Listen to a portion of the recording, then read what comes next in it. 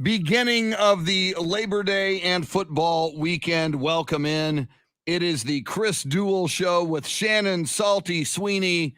So much to talk about, including what happened last night in college football.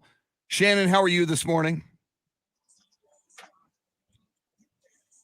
And I'm not hearing Shannon for some reason. All right, we'll work on that. We got us a little bit of a technical hiccup, but we will work on it, and we'll get Shannon on board here in just a moment. Last night, I go to sleep because I had to wake up even extra early this morning because I worked 1200 WOAI's morning news down the hall. So before I go to bed, I make sure I know the halftime score of the Minnesota-Ohio State game.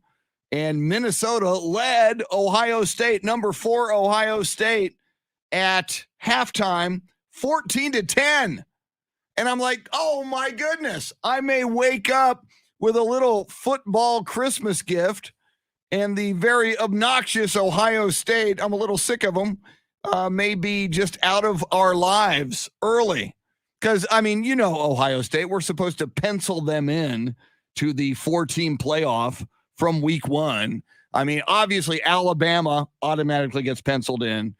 Ohio State, now last year with the COVID and only playing 5 games, it was a little tougher on them, but they're Ohio State, so they want us to pencil them in. Oklahoma this year, we're supposed to automatically pencil them in. And then you can, for a 4th team, you can choose Clemson, you can choose Georgia, and then after that, the pickings get slim, which is sad if you're the Texas Aggies, who are just on the outside knocking on that door, or if the Texas Longhorns go on to have a great first season under Steve Sarkisian, which is one of the things we will talk about this morning. Lots of ways you can be a part of the show, and it's a big, big show this morning. We are very excited about it. Great guests, another great ticket giveaway that we're going to do earlier this morning, the Coheed and Cambria tickets. We're going to give those away just after 7 o'clock. So be ready for that. We will let you know when the time comes.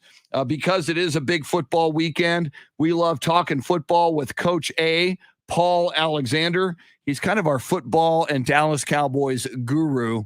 He's done it all in the world of sports and football on the broadcasting side, played the game, coached football. He's just in kind of a renaissance man. He's got a little bit of everything going on, and he's highly entertaining and compelling. So that's why we bring him on board. So Paul Alexander going to join us in less than an hour at the top of the 7 o'clock hour. And we love talking football with Mark Vandermeer, the voice of the Houston Texans. Houston Texans had a little success in preseason.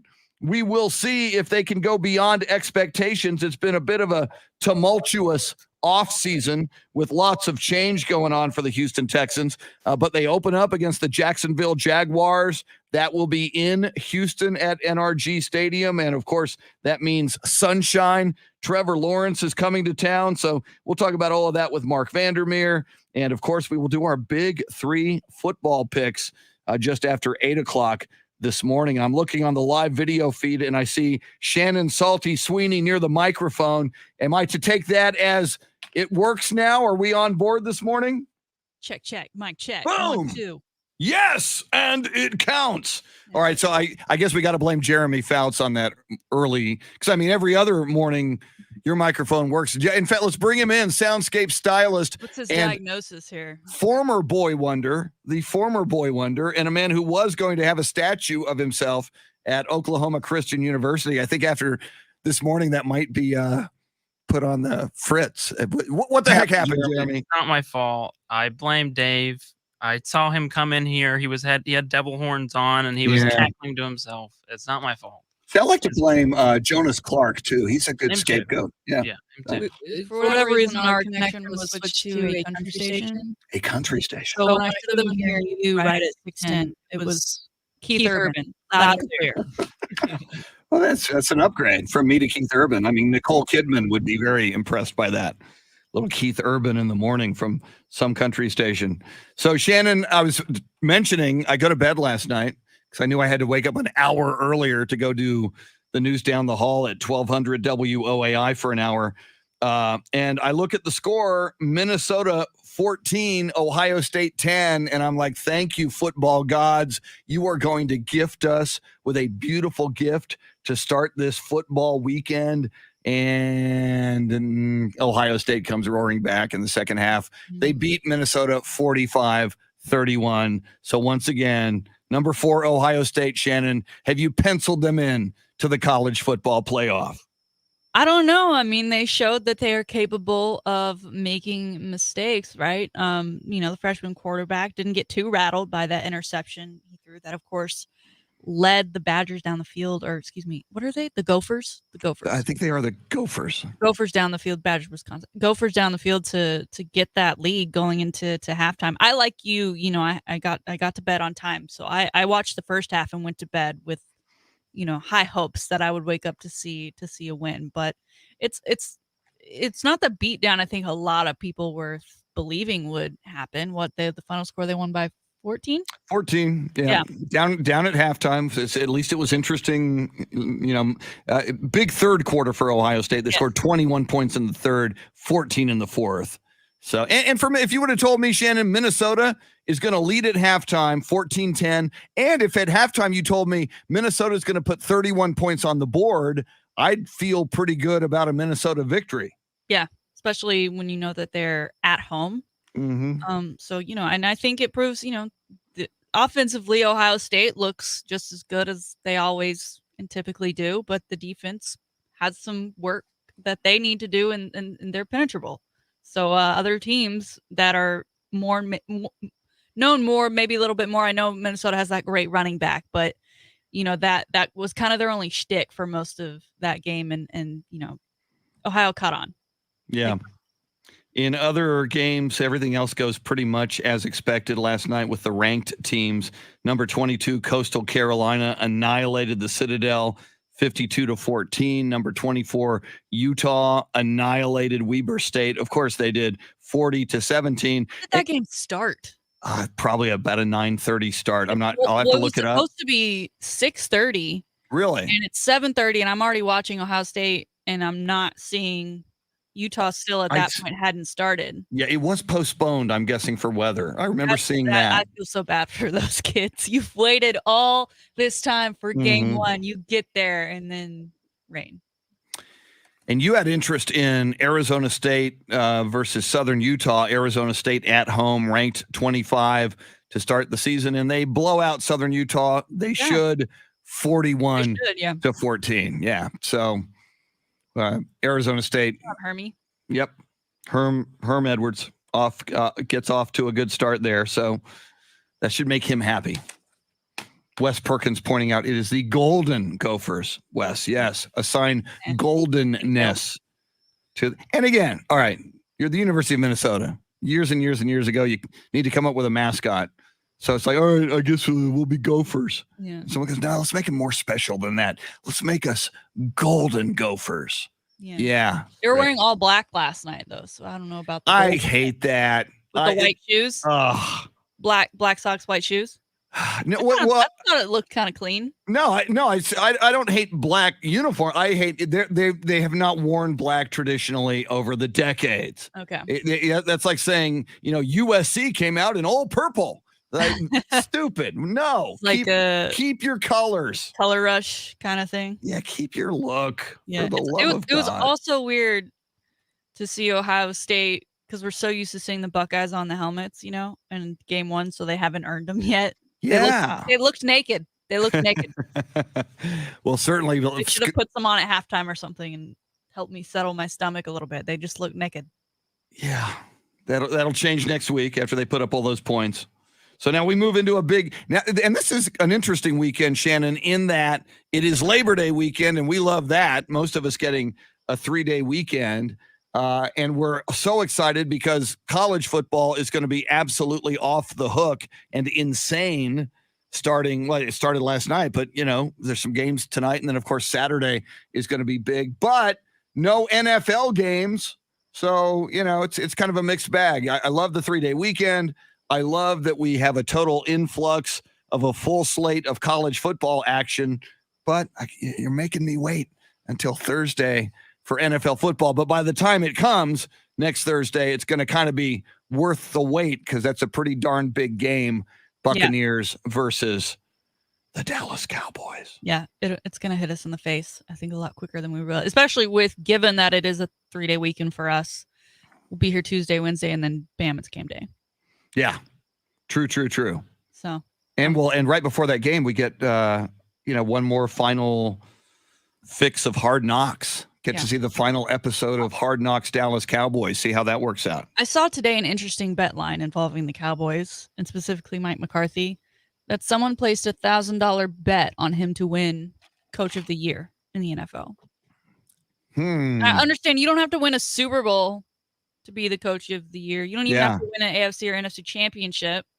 You just have to show improvement. And I guess if you're starting from so low, that any sort of jump may look more monumentous, and maybe that'll make a case for him. And maybe if Dak has the numbers that he did last year, which would put him in that MVP conversation, that maybe if he wins MVP, maybe McCarthy would also be in that discussion for Coach of the Year. But I just don't see it. I think that's really ridiculous. And I would think the people voting, and granted the defense was god-awful last year. Right. But you give credit to if the defense looks good. You give it to Mike McCarthy because he's right. Good, or you give it to Dan Quinn. I think you give it to Dan Quinn. Right.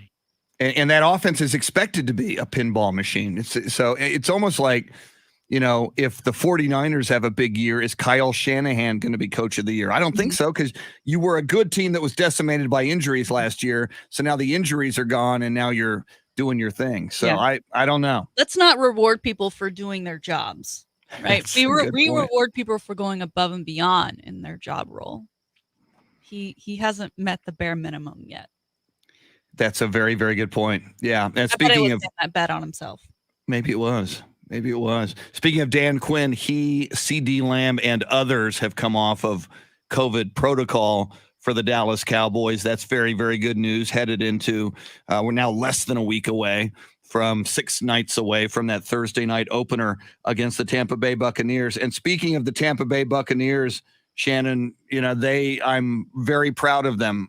Bruce Arians, head coach Bruce Arians, yesterday announces 100% vaccination. All of the entire coaching staff, support staff, and players are 100% vaccinated. And I think about this, Shannon. These are the Super Bowl champions. Yep. They're doing something right. This is a team that we talk about the Cowboys, and it's kind of run like a country club. You look at other teams like the Minnesota Vikings.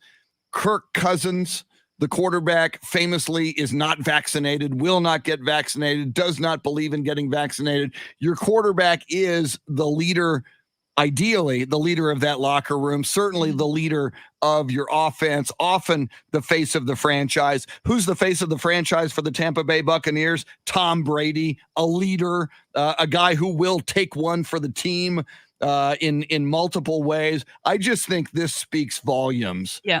Of their organization, and here they go again, doing everything right, doing what they need to do to be the best football team they can be. And like it or not, to be the best football team you can be out there on the field this year, one of those requirements, one of those aspects is to get everybody vaccinated, because if not, you open yourself to risk. Yeah.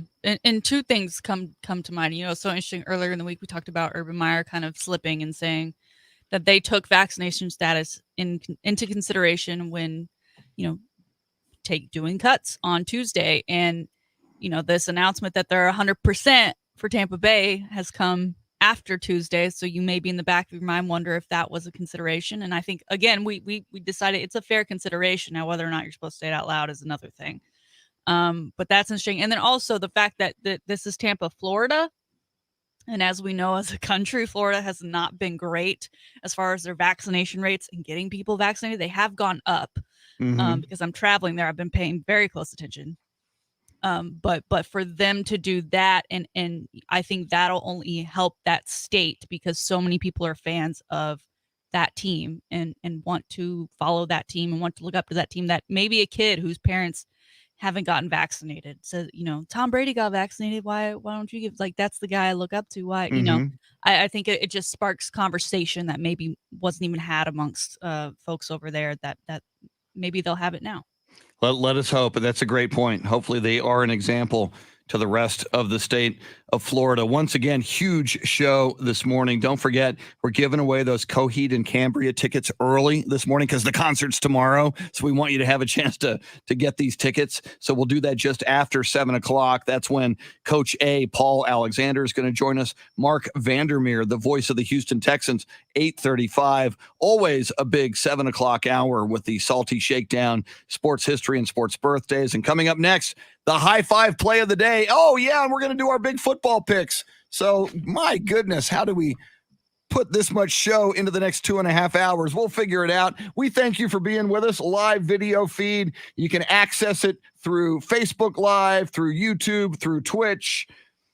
Join us on Twitter at Ticket760, at AM1300 The Zone, at Shannon B. Sweeney, at Chris Duel, or at SATX Foxy Grandpa. And that would be the former boy wonder, Jeremy. You are still the boy wonder. I'm giving you a hard time. I'm just messing with you. High five play of the day is next. Thanks for hanging out. It's the Chris Duel Show.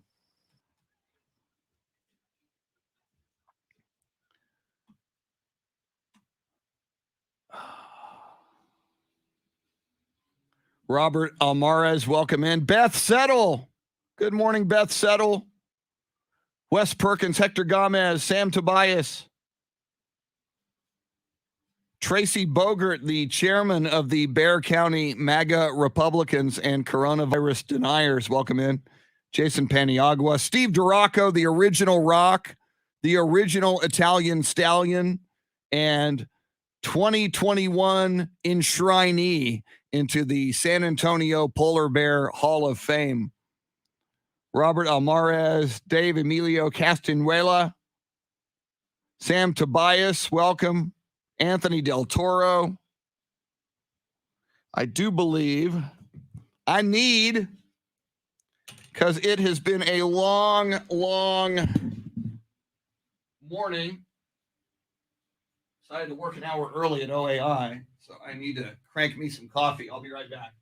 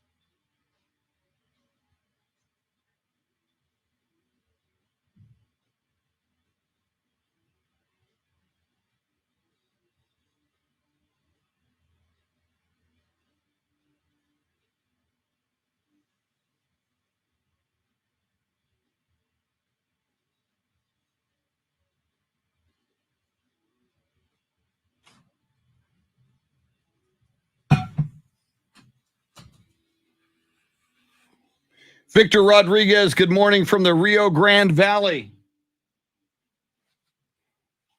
Now, is it Rio Grande Valley or is it Rio Grande Valley? I hear both. I hear both. Let's see here.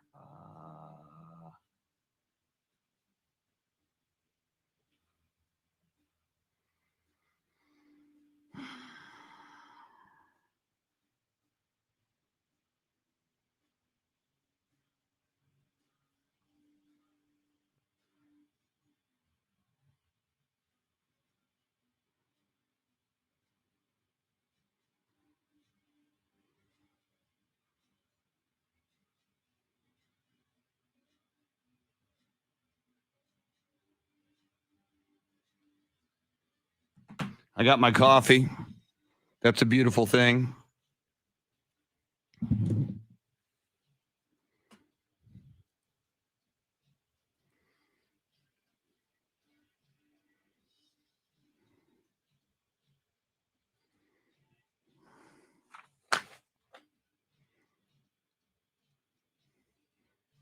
Mission, Texas, home of Tom Landry. Victor Rodriguez. I always want to go to Mission, Texas, because I hear at the stadium, the mural. There's a mural. You know this because you live there. I've seen pictures of it. There's a mural of Tom Landry's life. So I want to make the holy football pilgrimage to Mission, Texas, and see and touch. I want to touch the mural. I want to pose it in front of it. And I will bring, do I have time for this? I will bring my Tom Landry. Man, they made this hard to get to.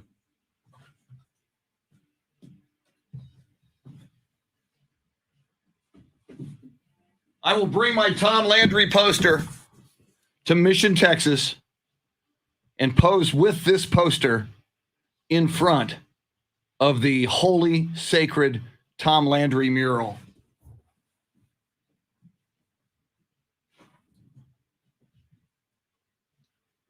Just saying.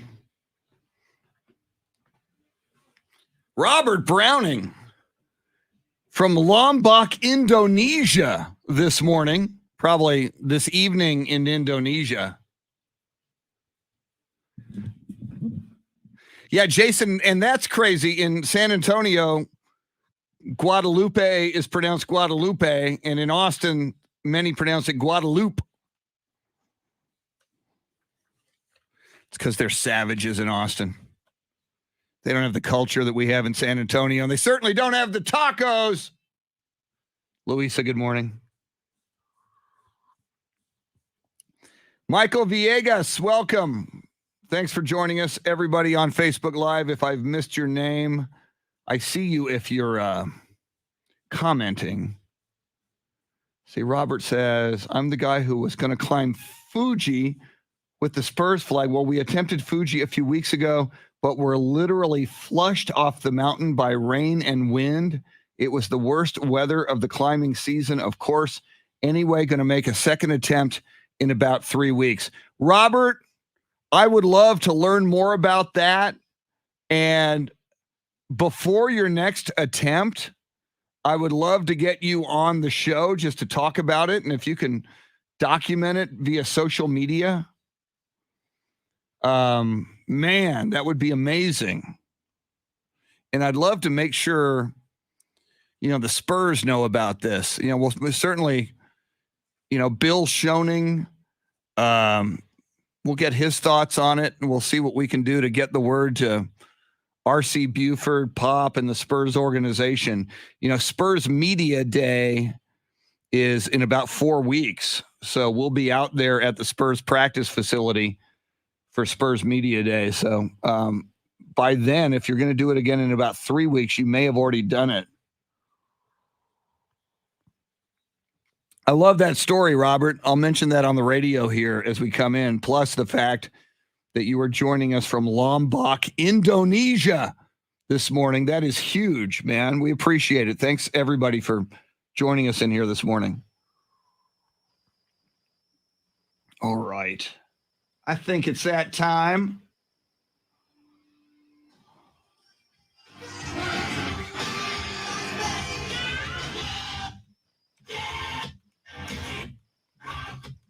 Stoosh and Salty Sweet. Joined in by Doc.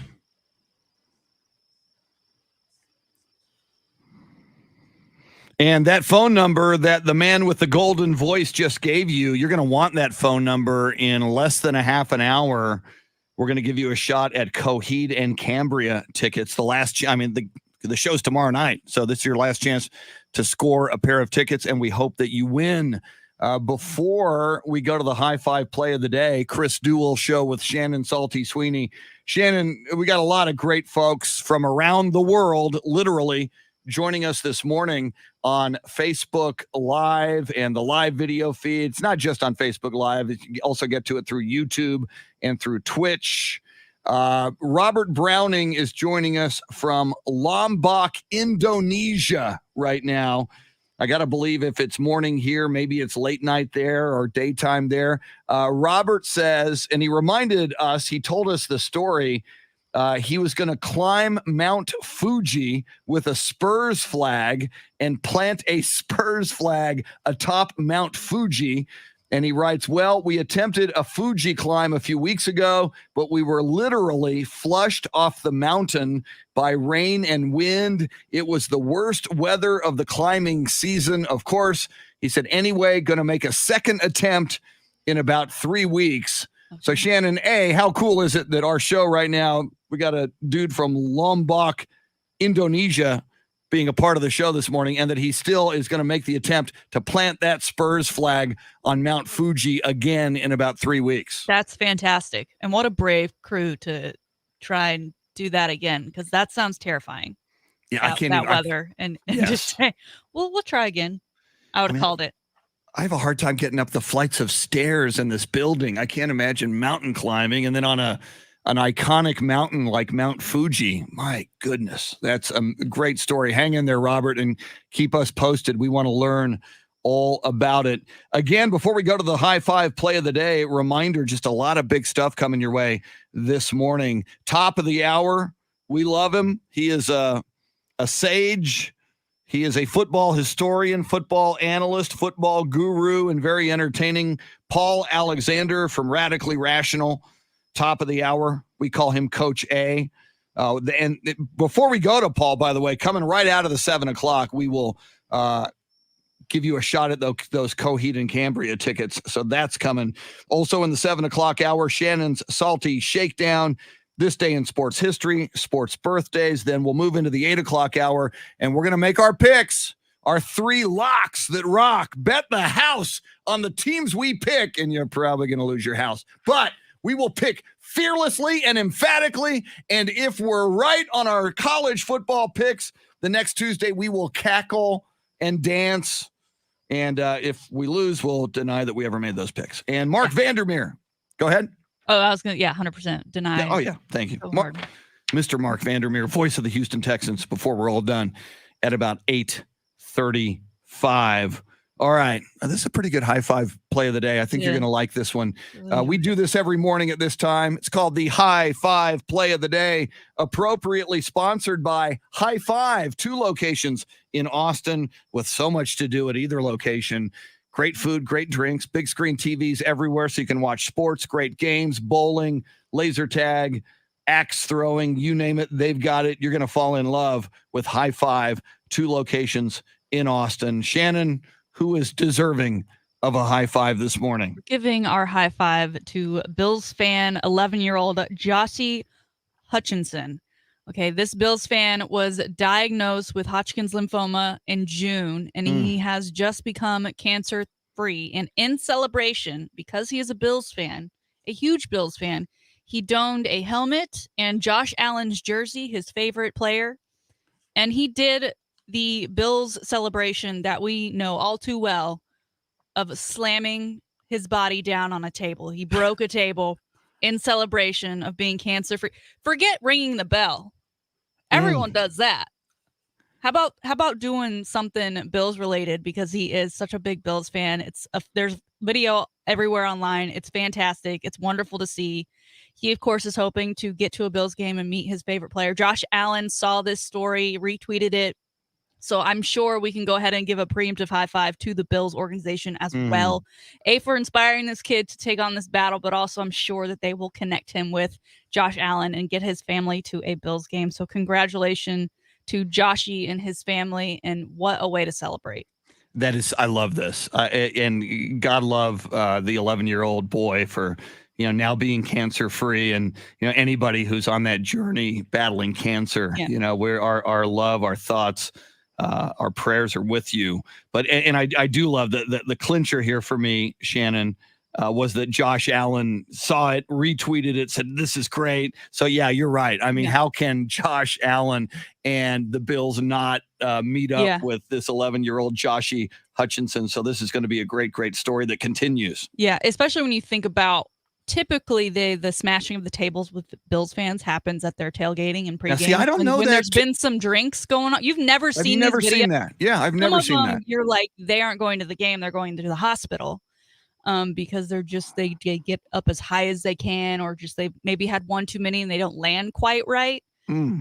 So for this kid to have all of his faculties and to choose to do this as his celly was, I love it. I love it.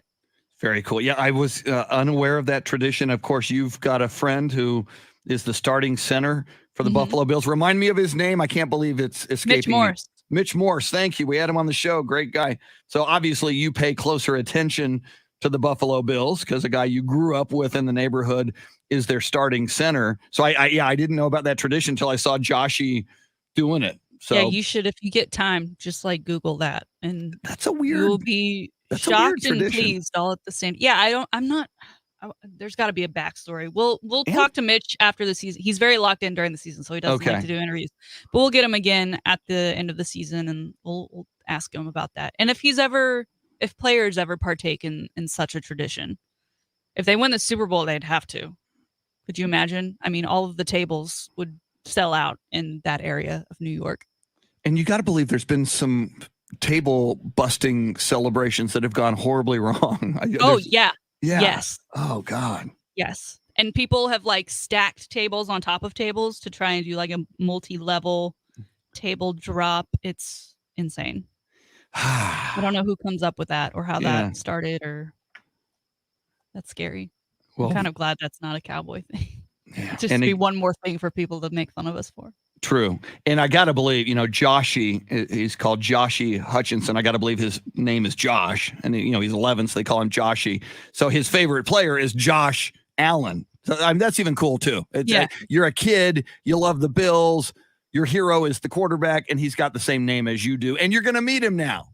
So, my God. Yeah. That's so cool. So awesome. I just think that's so cool. All right. We have to talk about this story, Shannon. The auction house Leland's is auctioning off, and I'm not making this up, a pair of Michael Jordan's underwear, actual underwear of his from back in the days when he played with the Chicago Bulls. Apparently, he gifted this underwear to one of his security guards. I don't understand that.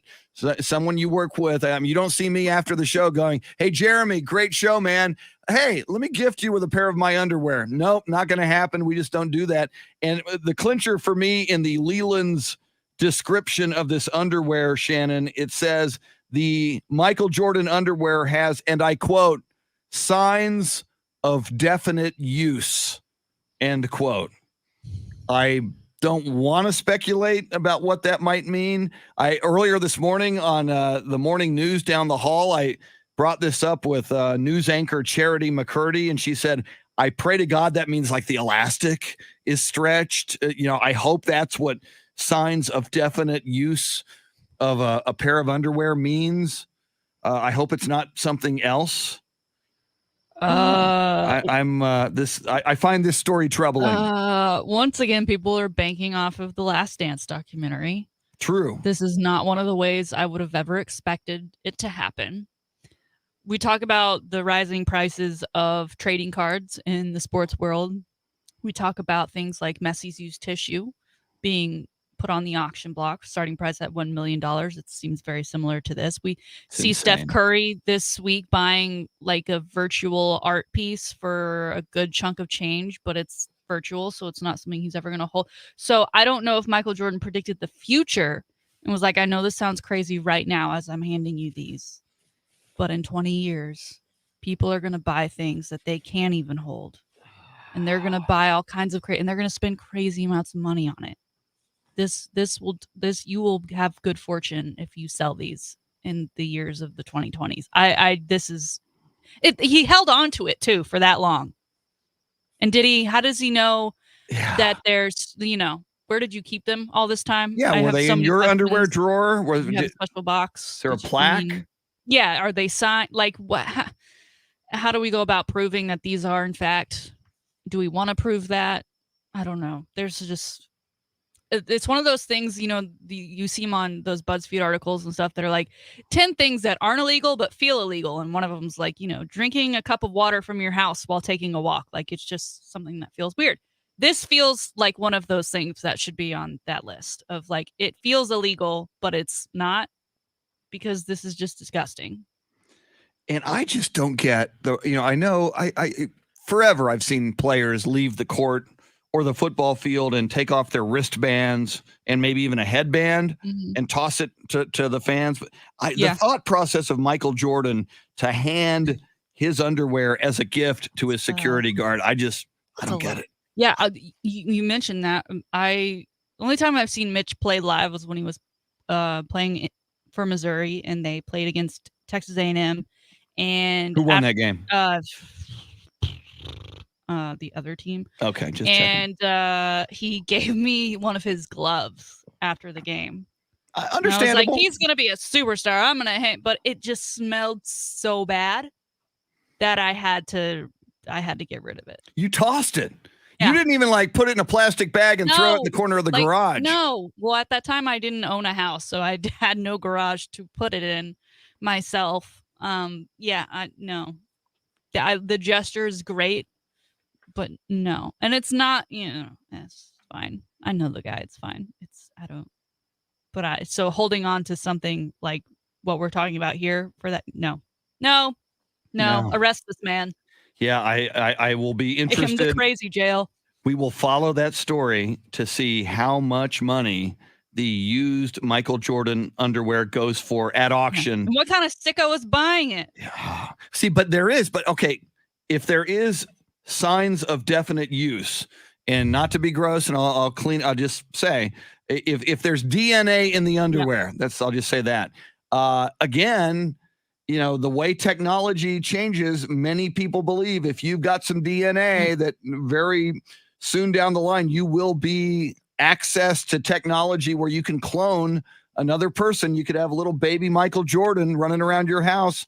Yeah. Could have a big career in basketball. I'm just saying. The person who was selling the messy tissue, that's what they were arguing when they sold it. That's why they were like, this is why it's worth this $1 million price tag. I'm starting it out as you could have a little messy. Now, I feel like there are a lot of lawsuits that you would have to jump through should you try and do that. Unless you're secretive about it. Unless you wait for people to fall. I mean, what do you do if you are secretive? That thing is born or created. That would be a human being. That thing would be a human being by definition. You can't then get rid of it, right? Like it's I don't know. It's craziness. Y'all are gross. Yeah. Speaking of auctions and DNA, because there's one item here that is DNA related. Elvis. I'm a big Elvis fan. They are auctioning Elvis's 1972 jumpsuit from Madison Square Garden. He did a show in Madison Square Garden in 72. Now, Shannon, in 72, Elvis in the jumpsuit was svelte. He was looking good. You see later footage of him right before he died in the jumpsuit in 1977, and that's okay. Fat Elvis. I'm not proud, but that's what he's called in that era. In 72, he was still looking good, so he wore a jumpsuit. So apparently, the opening bid for the jumpsuit is $350,000. And there's a cape that goes with the jumpsuit. The cape is going for $50,000 opening bid. So you can't get the jumpsuit and not get the cape. Yeah. You have to have them both. I'm just saying. They're separate. Now, if you get that, whether or not you decide to eventually like frame it or put it somewhere for safekeeping, you put it on, right? Oh no, You are I would Elvis not. No, for Halloween it's every year. that's like the Shroud of Turin. I mean, You you know? don't that's sacred Elvisness. I would not put it on. No, I would put it in an acrylic box and have it like in the center of my living room. You're And telling me you come across a Thriller jacket worn by Michael or a glove and you don't slip either of those on? I Just don't to see if it fits. think so. I don't Just to get that or the feeling. OJ glove. I don't think so. It's a piece of history. No, you don't want to be like he'll come after you then. Yeah. Be like, look, the glove fits. He's the murderer. I Remember found the that, real you killer. guys?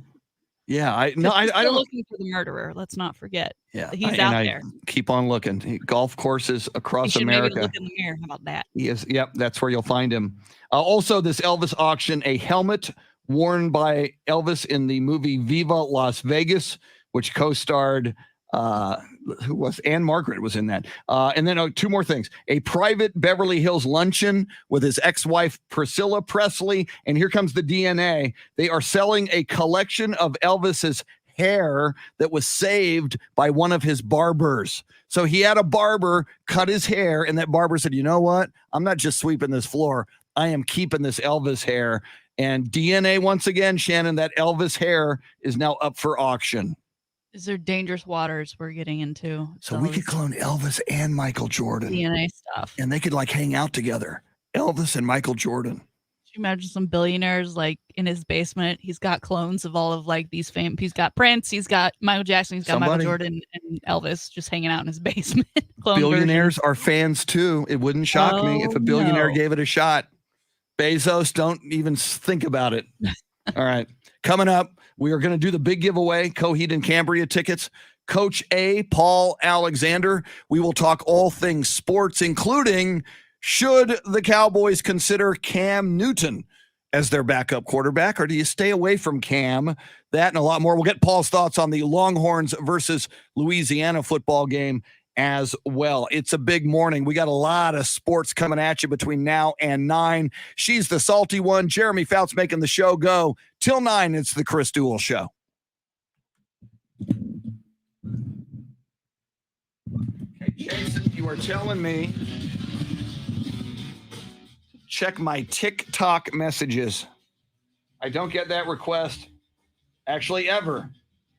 So let's take a look at my TikTok messages. First, I got to open TikTok. This better be good, Jason. Middle of the show. TikTok messages.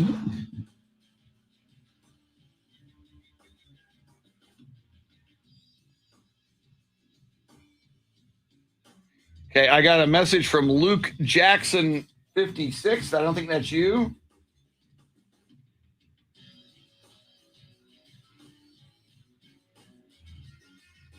I don't have a message from you.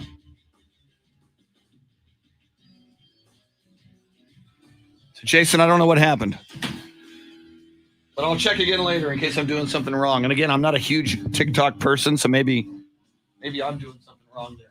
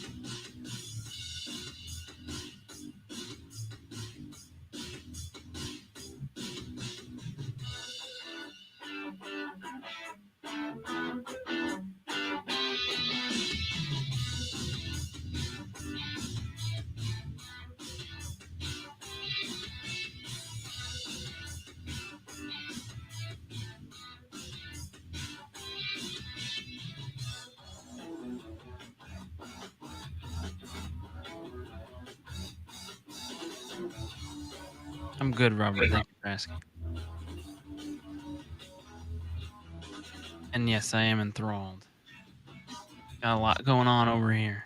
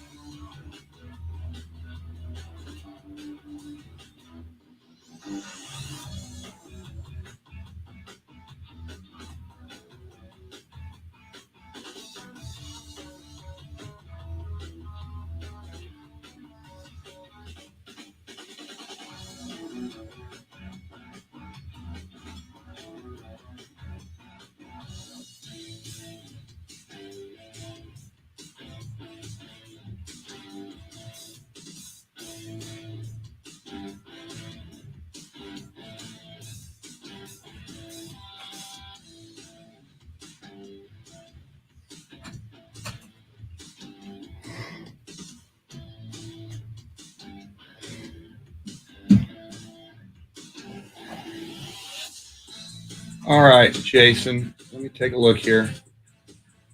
Messenger, there it is. Elvis Roberts on TikTok.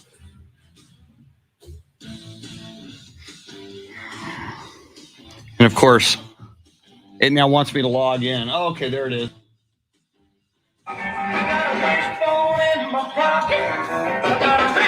Very nice, Jason.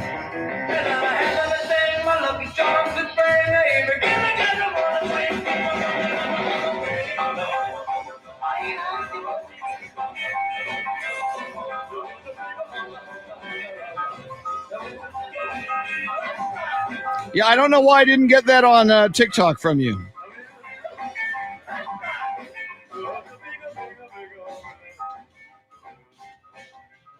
Ah, wait a minute. Ah, I finally found it. My God. Okay.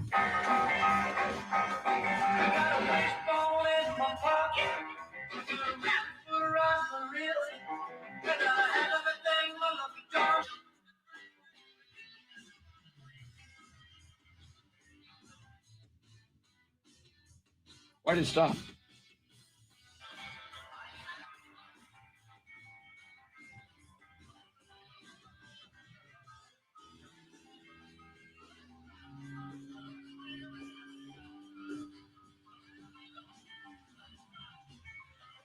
The king, everybody. Loves me, the king. But I don't think I would bid on Elvis's hair. The jumpsuit, yes, but I'd have to have the cape. But I would like get a mannequin, and I would create an Elvis shrine in the middle of my living room, vertical with the jumpsuit and the cape, special dramatic lighting, and a 24/7 Elvis soundtrack.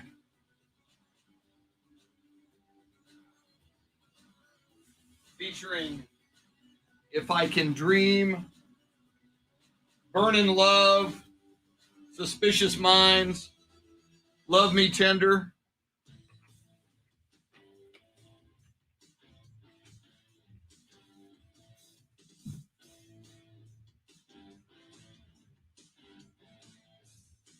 All I need is a starting bid at $350,000 for the jumpsuit and $50,000 for the cape.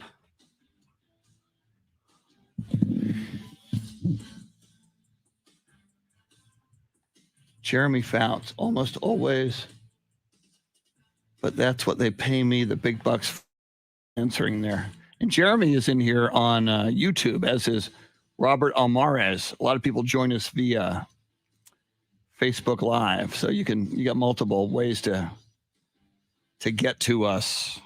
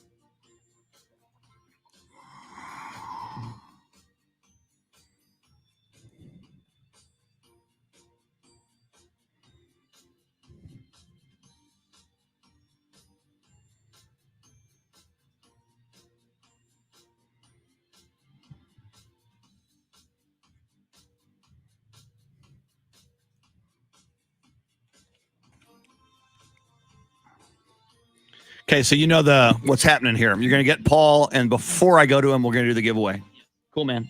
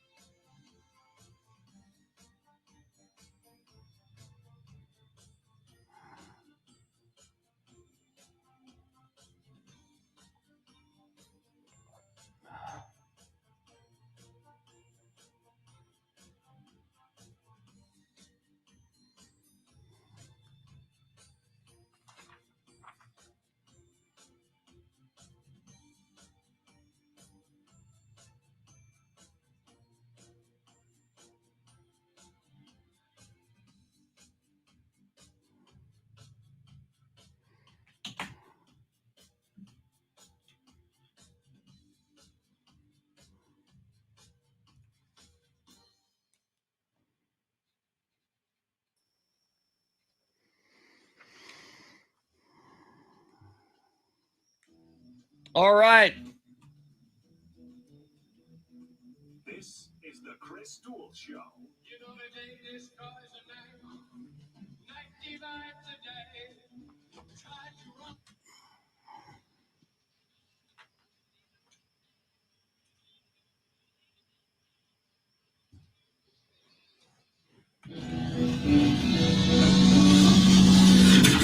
Now, Chris Duel.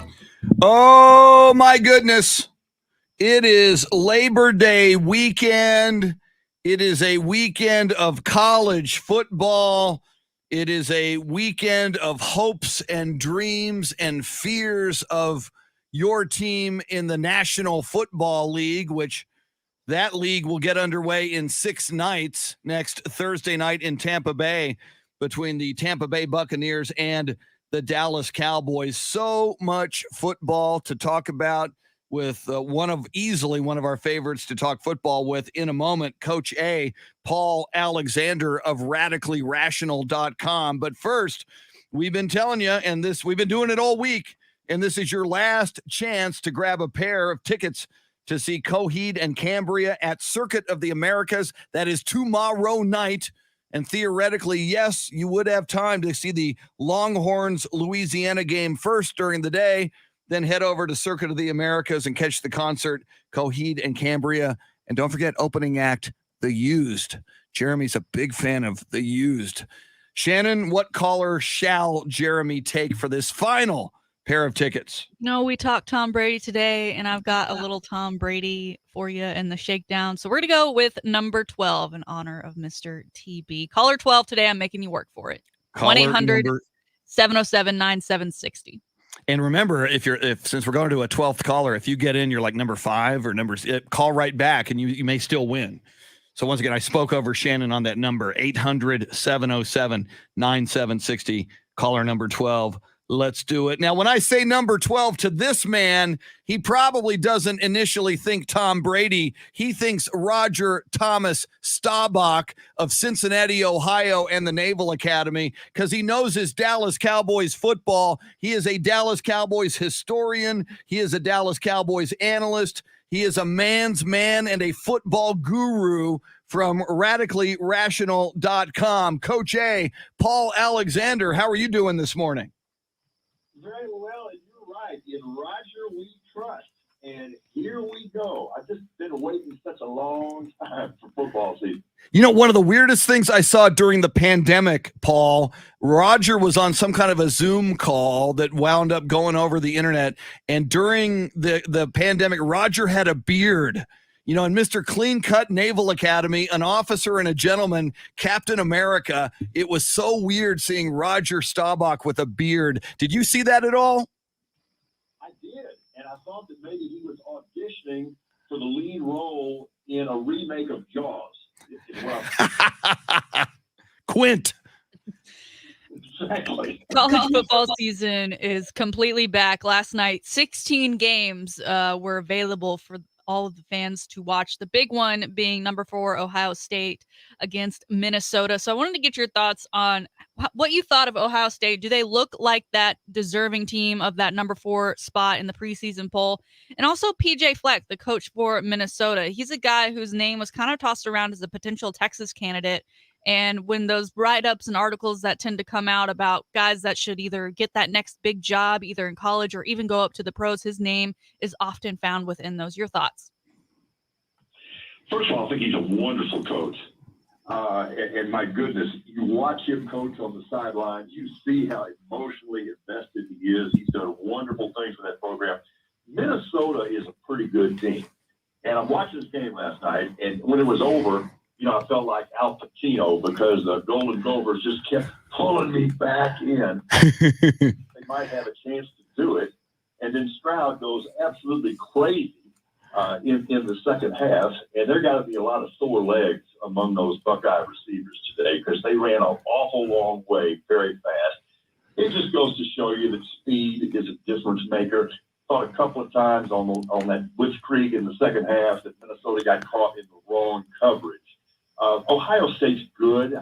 I mean, I think they knew they were in for a tough football game last night. And Stroud gets off to kind of a shaky start, but then absolutely lights it up. So that did not in any way ruin Minnesota's season last night. As I said, they are a pretty good football team.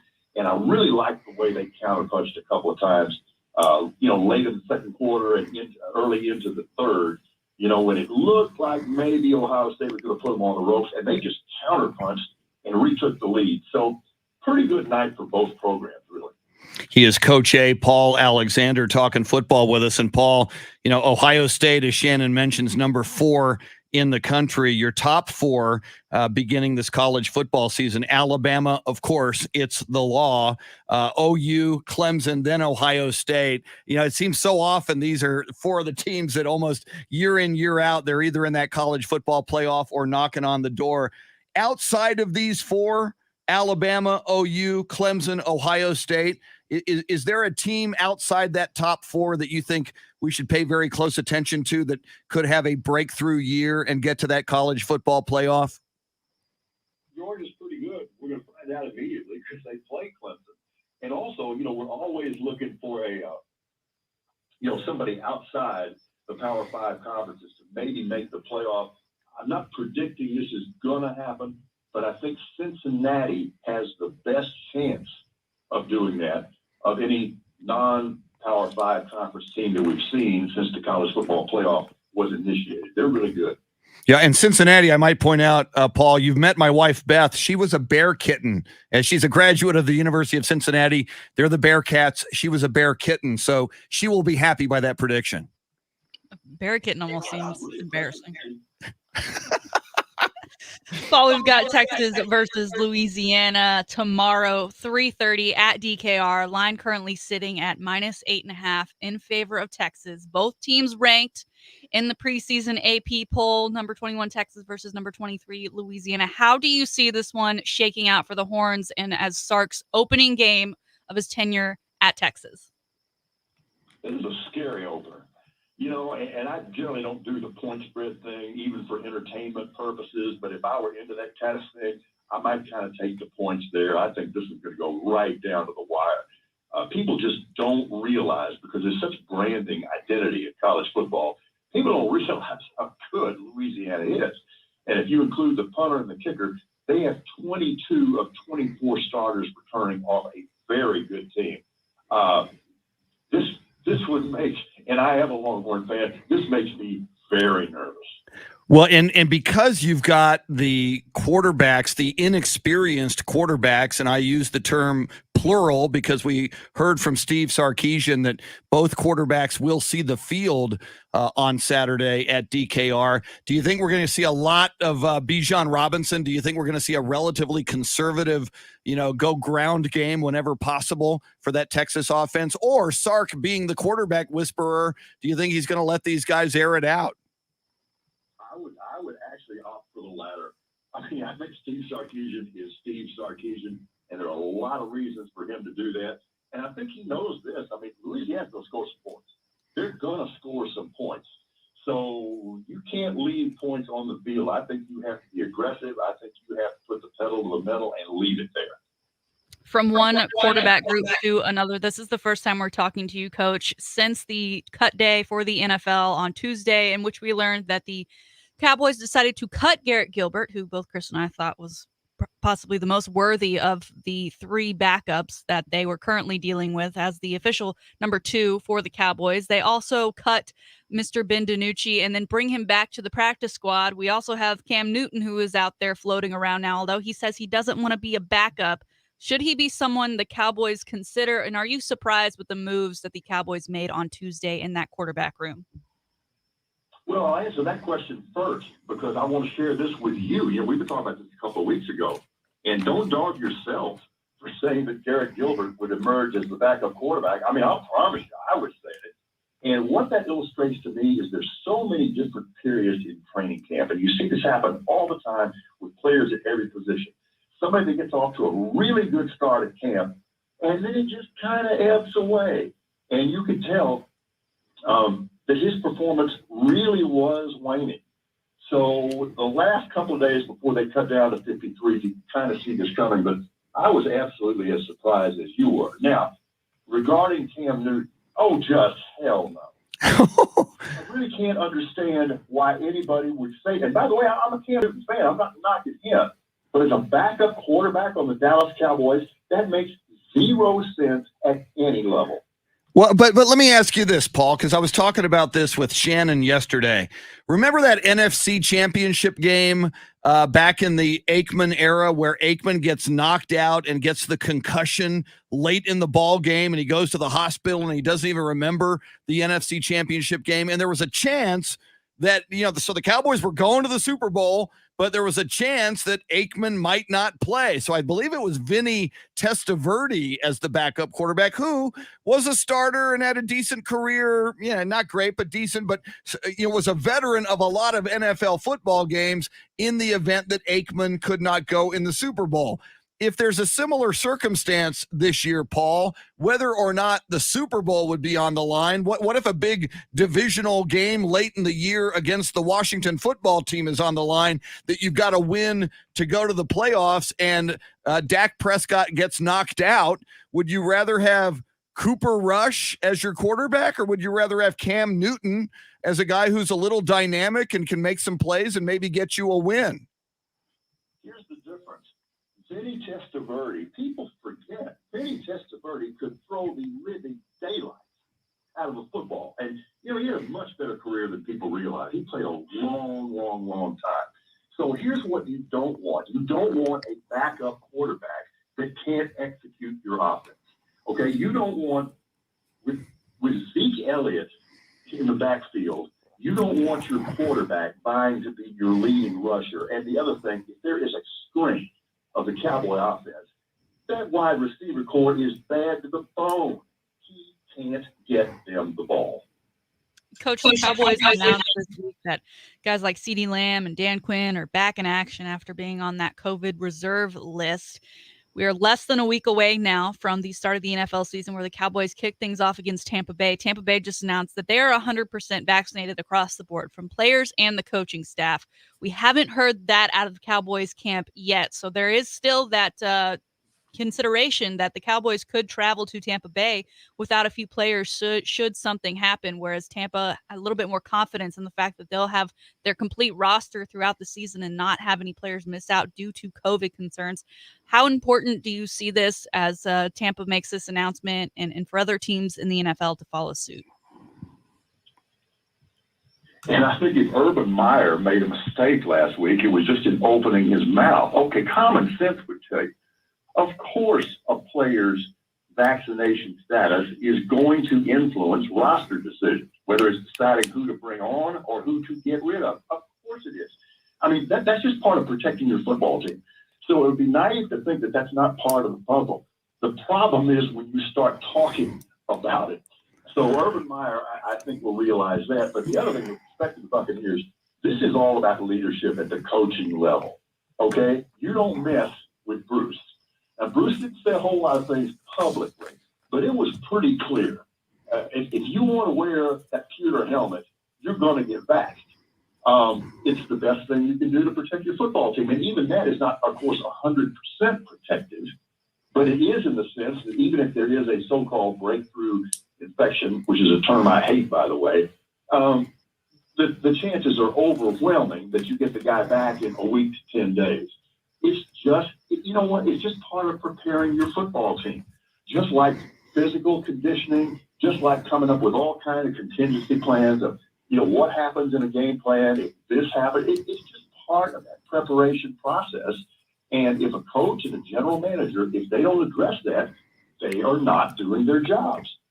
Well, and Paul, while you say, and I do agree with you, that this is a big leadership issue with respect to Bruce Arians as head coach of the Tampa Bay Buccaneers, I wonder from your perspective how much also to have a big leader at quarterback on this COVID issue affect the rest of the team as well. Obviously, Tom Brady at quarterback of the Tampa Bay Buccaneers, often leads by example, has an insane work ethic, is totally dedicated to the game and the team. And then I look at a team like the Minnesota Vikings, Paul, with Kirk Cousins at quarterback, very famously saying, nope, I'm not going to get the vaccine. Not for me. And you got a guy like Mike Zimmer, who I think we all respect, going crazy, kind of pulling his hair out. Can't believe that the Minnesota Vikings are one of the least vaccinated teams in the NFL. Paul, I wonder how much of that comes from the quarterback. If the quarterback says, I'm not going to do it, why should other players in the locker room go get it when your quarterback refuses to? Bingo. And you just picked exactly the right contrast. You got a guy in Brady that one of the reasons that he's still playing now at the age of 83 is because he's such a physical conditioning freak. He won't eat tomatoes, for goodness sake.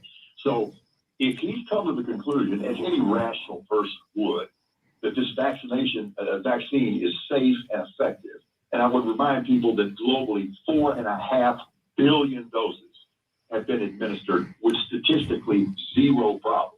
All right, so when you get that kind of leadership from your quarterback, that makes things a lot easier because those 7 rings talk. And Cousins just makes me crazy. I've really always had a lot of respect for him. I think he's a pretty intellectual guy for the most part.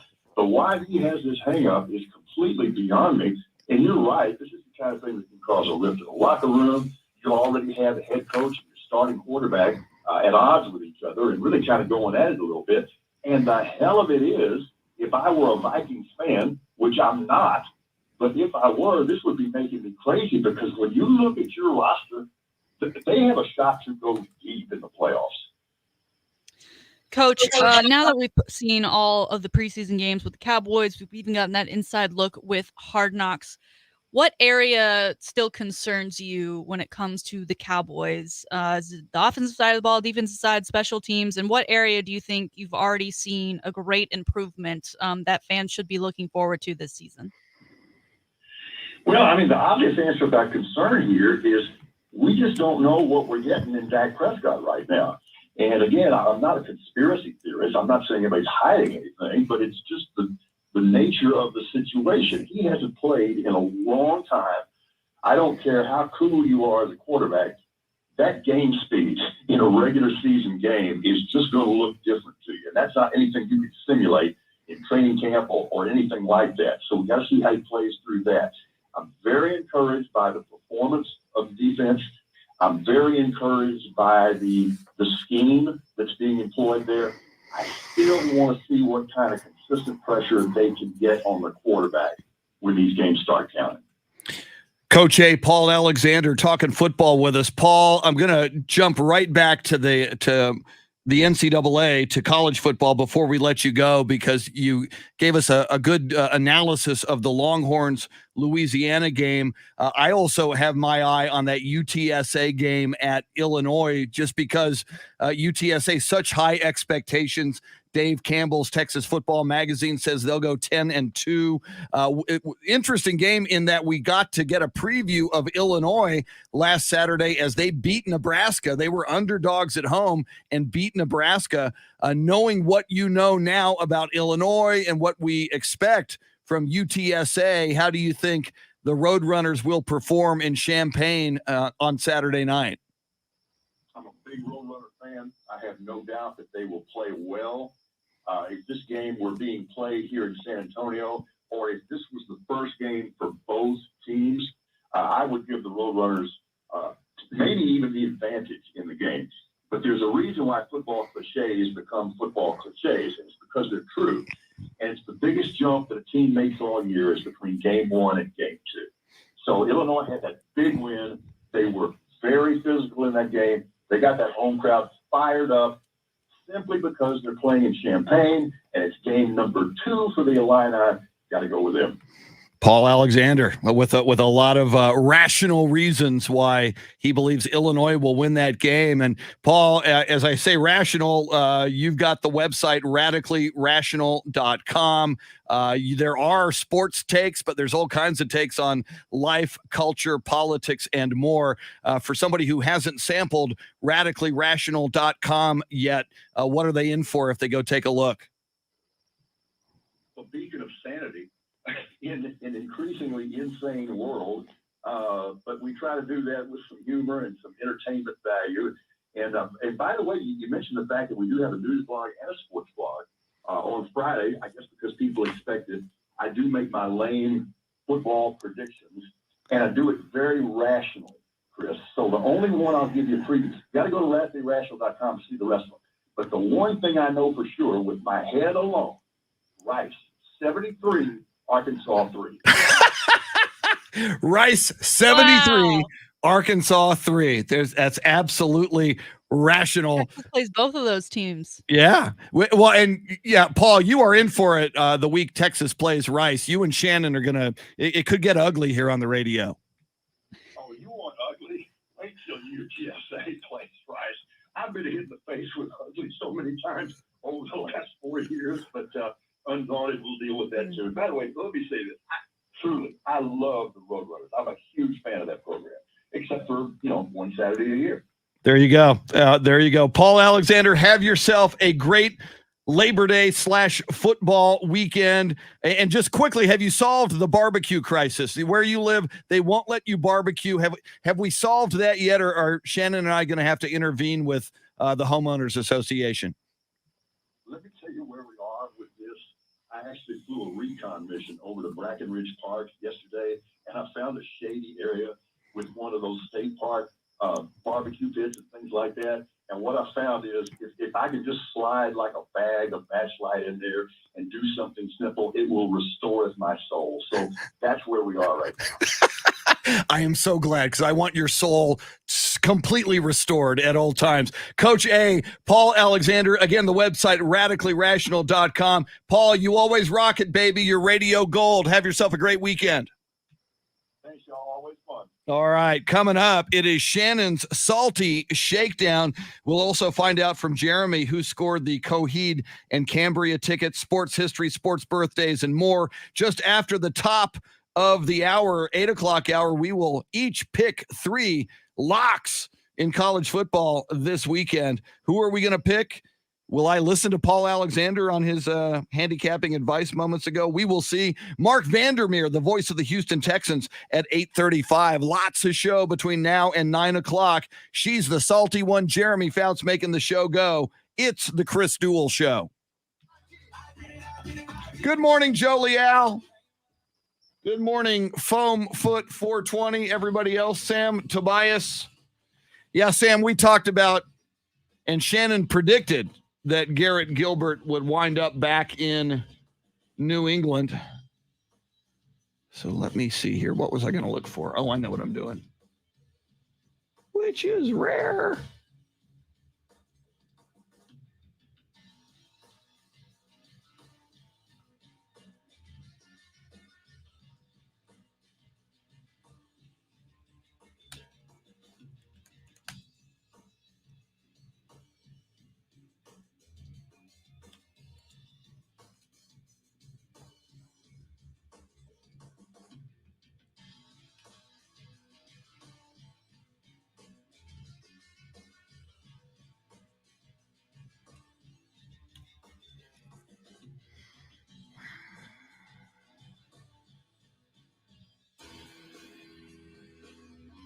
Okay, let me see.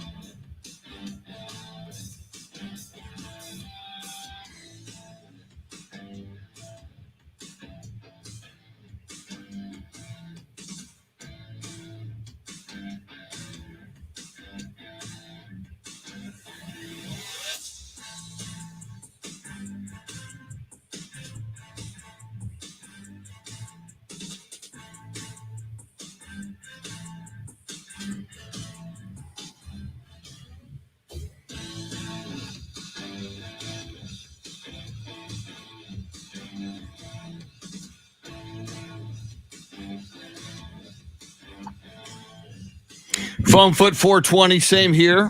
Although, technically, it began last night, but I know what you're saying. You know, the games I'm interested in, Texas, Louisiana. I'm very interested in UTSA, Illinois. And because I'm a USC guy, I will be very interested in USC versus San Jose State.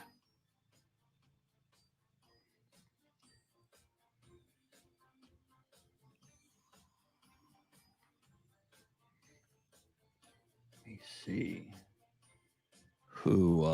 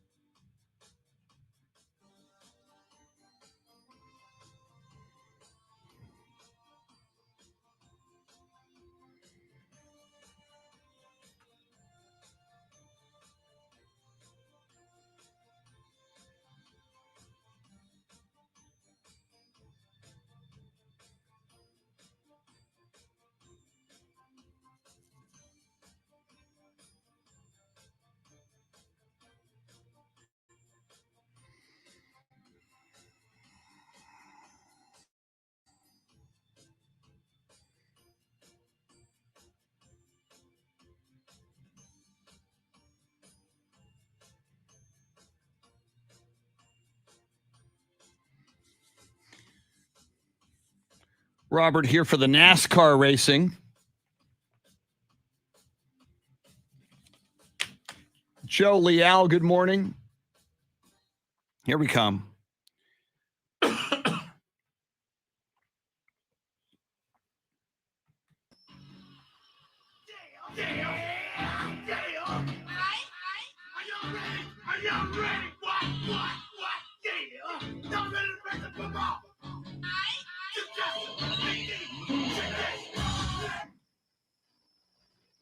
Chris Duel Show with Shannon Salty Sweet. Find Chris and Salty on Twitter at Chris Duel and at Shannon B. Sweet. The weekend is upon us. It is Labor Day weekend. Thank goodness. It's a big college football weekend, and we're still looking ahead to next Thursday night, Cowboys versus the Tampa Bay Buccaneers, and we will look ahead to the Houston Texans against the Jacksonville Jaguars. Of course, Urban Meyer, the new head coach of Jacksonville, Sunshine, Trevor Lawrence at quarterback. Jags come into Houston next Sunday, and we'll talk Houston Texans and more with Mark Vandermeer, the voice of the Houston Texans, at 8:35. Once we hit the 8 o'clock hour, Shannon and I will look into our crystal ball. We will find prophecy of, we'll each pick 3 football games that we will predict against the spread and keep an eye on. So that should be lots and lots of fun. Before we dive into sports history, sports birthdays, and Shannon's Salty Shakedown, Boy Wonder reinstated Jeremy Fouts, who was our big winner of the Coheed, Cambria, and don't forget the used tickets. Yes. Shout out to Kenneth Rainbolt. He is our winner for today. Hey, Kenneth Rainbolt? Yes. What a cool Is that name not that the is. coolest last name ever? I'm Kenneth Rainbolt, baby. He should be a wrestler. Yeah. I'm Kenneth Rainbolt. Way to go, Kenneth. Enjoy the concert, man. All right. Shannon Salty Sweeney is raring to go with the Salty Shakedown. You're going to get it in just a few moments. But first, sports birthdays and this day in sports history. September 3rd, 1965. Preparing to move to Anaheim, the Los Angeles Angels changed their name to the California Angels. Now they're back to the Los Angeles Angels and or the Los Angeles Angels of Anaheim, which is just so weird if you ask me. But sometimes I like weird. This day in 1966, the Houston Oilers opened their season at Rice Stadium. That'll make Paul Alexander excited. They hold the Denver Broncos to 0 first downs. My God. Broncos must have really sucked in 1966. Final score, Houston Oilers 45, Broncos 7. Wonder how they got 7 without the first down. Maybe a turnover or a pick. This day in 1975, Dodgers first baseman Steve Garvey began his National League record 1,207 consecutive game streak in a 13-2 loss to the Cincinnati Reds. And finally, on this day in 1981, it was the longest Major League Baseball game in Fenway Park history. It was suspended after 19 innings between the Seattle Mariners and the Boston Red Sox. It was 7-7. They resumed it the next day, and the Mariners beat the Red Sox 8-7 in 20 innings. That's a lot of baseball. Yeah, can you imagine if you went to that game? And if you had to leave when it was suspended and you couldn't come back the next day? It's like without, I know we don't like ties, but for all the games that baseball plays, I feel like in that case, let's go ahead and call it a tie. Gosh. That one isn't going to matter in the long run. 20 innings is brutal. But, if you love it, maybe you enjoyed it. So I'm sure there were some freaks who did. That's your sports history. How about some sports birthdays? Born on this day in 1931 in Midvale, Utah, basketball coach Dick Motta, who won the NBA championship with the Washington Bullets in 1978. On the way to that championship, they defeated the San Antonio Spurs in what was then the Eastern Conference Finals. And local San Antonio sportscaster Dan Cook late in that series said, "The opera ain't over till the fat lady sings." And then talking to the media like the next day, Dick Motta ripped off Dan Cook and said, "Hey, the opera ain't over till the fat lady sings." And since then, Dick Motta is credited with that quote. He stole it from Dan Cook. Dick Motta. Born on this day in 1973, longtime NBA guard Damon Stottemeyer, who is 48 years old today, spent most of his career with the Portland Trail Blazers, but also played with the Toronto Raptors, the Memphis Grizzlies, and he had a cup of coffee with the San Antonio Spurs. Right now, Damon Stottemeyer, just this year, has been hired as an assistant coach with the Boston Celtics. And finally, born on this day in 1980 in La Mirada, California, one of the most acclaimed American softball players, Jenny Finch. Jenny Finch won Olympic gold in 2004 and the silver in Olympic softball in 2008. Happy birthday, Jenny Finch, Damon Stottemeyer, and Dick Motta, you thief. You ripped off Dan Cook, Dick Motta, and you took the championship from the Spurs. It was that little Danny Ferry turning off the lights in Game 7. It's a whole nother story I won't get into. Not that I'm bitter, not that I can't let it go. All right. Speaking of salty, here it is. Ladies and gentlemen, boys and girls, your Labor Day weekend edition. You can wear white slacks now, but I better not see you in white slacks next week. Your Labor Day weekend edition of Shannon's Salty Shakedown. All right, I told you I had some Tom Brady up my sleeve today, Woo! and I wasn't lying. And I apologize if I'm behind the curve on this. I don't watch a lot of live TV. I typically stick to the DVR. or my other like Showtimes and HBOs, my Netflixes. So now that it is football season, I'm watching a lot of more live TV because I'm watching live games. And during last night's Ohio State Minnesota game, I saw a Subway commercial. Woo. And it was voiced by Charles Barkley. He's talking about all their new ingredients and things that they've got going on at their shops. And then at the end, he mentions this guy, which ended up being Tom Brady, who, in an attempt to say his name, got cut off because Subway right now is going with the theming of they have so much new stuff, they can't even fit it in one commercial. So then I took to the interwebs to see if there were any other Tom Brady Subway commercials going on because we had heard this news that he had partnered with Subway. It was very interesting because he apparently doesn't eat bread, whatever, which Subway happens to make fun of. In the other commercial that Tom Brady appears in alongside Megan Rapinoe and Steph Curry. Steph even makes the jokes. Do you even eat bread? Tom Brady's there talking about a sandwich that he likes while he's holding it. No bite out of the sandwich. No way to prove that he's actually eating it. So I ask this to you, Chris. We now know what a Tom Brady commercial looks like without Tom Brady really, really endorsing the product. Is he selling sandwiches here to people just because he's Tom Brady and he's in the commercial? I mean, I don't really get what I mean, they're paying probably a lot of money to have him there. And yet he's not actually voicing that he's eating the sandwiches or talking about the new options. You've got Steph Curry making fun of him for apparently not eating bread. So why is he in a commercial anyway? I find it all very confusing and very strange. Was this the right move for Subway in your mind?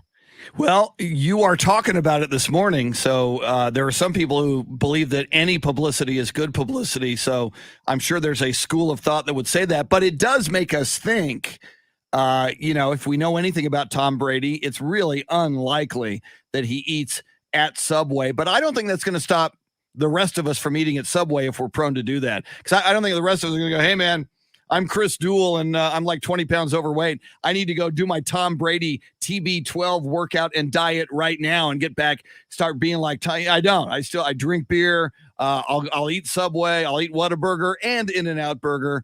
So I think in general, they are hitching their wagon onto like one of the biggest stars in sports right now, Tom Brady. So I find it weird, but I lean that it's probably a good investment.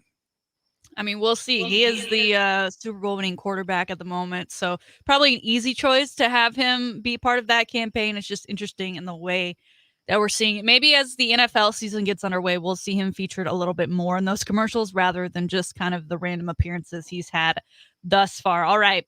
The Paralympics are going on, Chris, and it's always strange because we have the Olympics and then I don't know. I feel like they should get more love, but I don't know how they would do that because I get a little bit of Olympic fatigue following those 2 weeks that we have of kind of the main event, right? But there's been plenty of stories coming out of the Paralympics, but one of which it's not so great for one athlete, Chris. A Malaysian shot putter by the name of Mohammed Zulkifli. He won gold, Chris. He's number one. He reached his dream. Cool. He did enough to win gold. And then that gold was stripped from him because he was 3 minutes late to the event. Apparently, they have a no room for tardiness policy at the Olympic Games. They said we allow him to compete because he was there on time enough to compete, but because he wasn't on time to his call time, we then had to look at the matter completely after the fact. We learned that he was late because he either didn't hear the message that it was his call time or the message was in a language that he didn't understand. They didn't like that excuse. They stripped him of his gold medal. Chris, if you let him compete, why at that point? I mean, if you're there to compete on time, I don't know what they had to do beforehand that 3 minutes was an issue. But if there was ever a lesson in punctuality, I guess this is it, because everything he's worked for probably his entire life, this may be his only shot at the shot put during the Olympic Games. He won gold. He did it. He thought he was going to have that medal draped around his neck, and they said, no, you are disqualified. You showed up 3 minutes late. Sometimes you have to do the right thing, and the Paralympics, this is awful. And if you just think about this, and you make a great point, you let him compete and he won, and this means so much to him, and then you take it away. That's just got to be soul crushing. I hope there's a public outcry. I hope cooler and wiser heads prevail, whoever is running the Paralympics and made this decision. Whoever you then, now you don't strip it from whoever you now gave it to either, Yeah. but I think you need to, in this case, say special circumstance, dude from Malaysia, are bad. We apologize. Let's get you in here for a ceremony if you're still in town. Give that man his gold medal. This is just wrong. The Paralympics were formed to honor athletes that might have different ways of performing and excelling in athletics. So now he did this, he achieved, he won, you let him in the competition, and you're going to crush his soul by taking away the gold medal that he won. Shannon, this is one of the worst things I've heard this year in sports, and I pray to God they fix it. It's just silly. I mean, if this was like a U.S. swimmers 2016 Rio situation, that was the reason he was late. Yeah, okay. But then you don't even let him compete, right? The fact that they allowed him to compete and then decided after he had won gold to take it, I just think it's completely unfair and ridiculous. And I hope there is enough outcry to restore him of that gold medal victory. All right, finally today we've got some college football news because of course we do. It's week 1. It's finally here. Hi-oh. And I just thought this to be really interesting. We hear of alumni donating to their schools all the time. I get emails in my inbox constantly from Texas, and I don't know why they send them to me. It's a waste of your time. I don't have any money to give. Go to the billionaires, go to the millionaires first.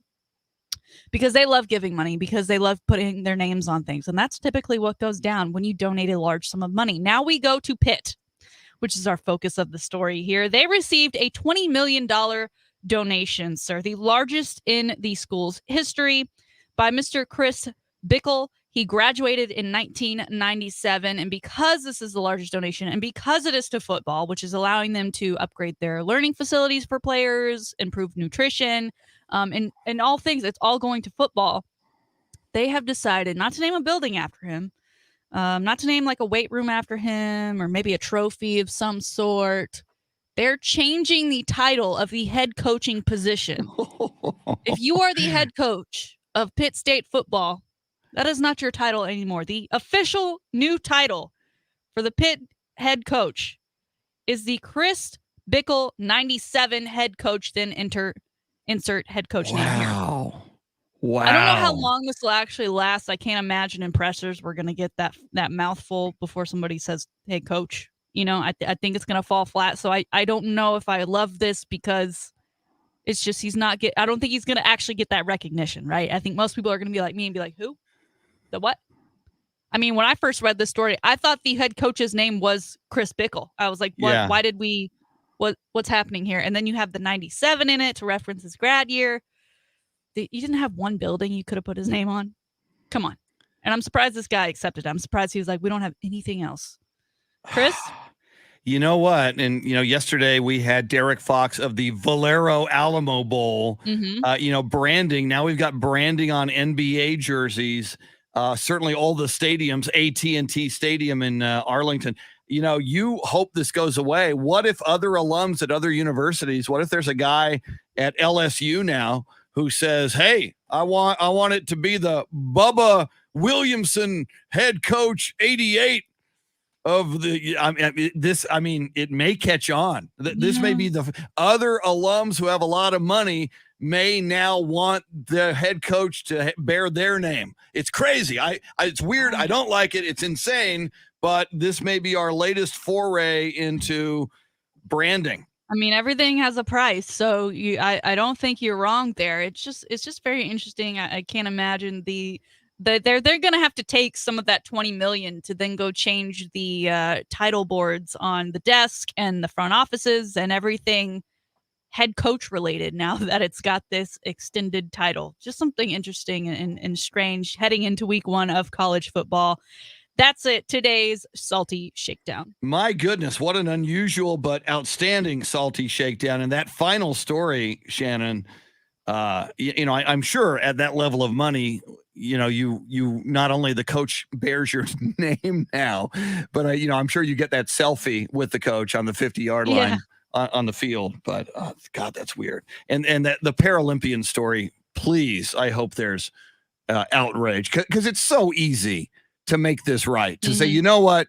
We can't take away the new gold medalist's gold medal, and we won't do that. That would not be right. But special circumstance, here is your gold medal. You got to do that. 3 minutes. Yes. Madonna and Justin Timberlake saved the world in 4 minutes. See? And yet in 3 minutes, this guy showed up and was able to compete, and they strip him of his gold medal. And you made another very good point about the Paralympics. The fact that they do them after the standard Yeah. Olympics. I feel like if it was before, it'd be like a lead Totally up agree. and people would get really hype about Totally agree. It's like the Olympics are coming. We've got Olympics fever. It's going to be in a month. Yeah. Here's the Paralympics as like an appetizer. I think it would get a lot Now we've more got run. preseason football and week 0 and week 1. It's a lot. Yeah, and it should get more run. It absolutely should. It's a wonderful event, and I love that it enables athletes who otherwise might not have the opportunity to compete at this high level and win gold, silver, and bronze. It gives them the opportunity to do it, and they should all be celebrated when they do it, and certainly not a guy screwed over like the guy from Malaysia. So outstanding. All right, we got a big 8 o'clock hour coming your way. Shannon, Salty, Sweeney, and I will go on the record, put our sports prognosticating reputations on the line. And I'm still, as we go into the segment, I've picked 3 games, and I think I'm going to offend some people with my picks. I'm kind of offending myself with my picks, which is weird, but you gotta call it like you see it. So Shannon will make 3 picks. I will make 3 picks. And on Tuesday after Labor Day, when we return, none of us wearing white slacks, we will have bragging rights and humiliation, I am sure. Also, just after 8:30, Mark Vandermeer, the voice of the Houston Texans. Lots to cover regarding the Texans and the NFL with Mark Vandermeer. She's the salty one. Jeremy Fouts, the boy wonder, making the show go. Picks coming next after a sports update on the Chris Duel Show.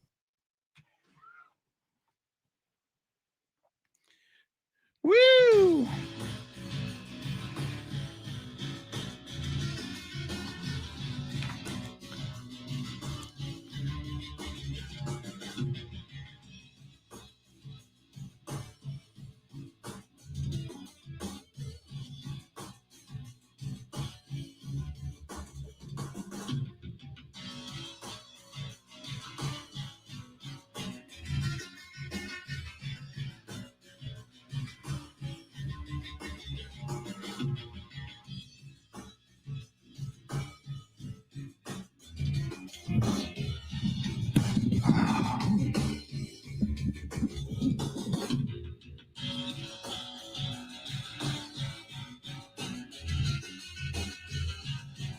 Foam foot 420, we shall see.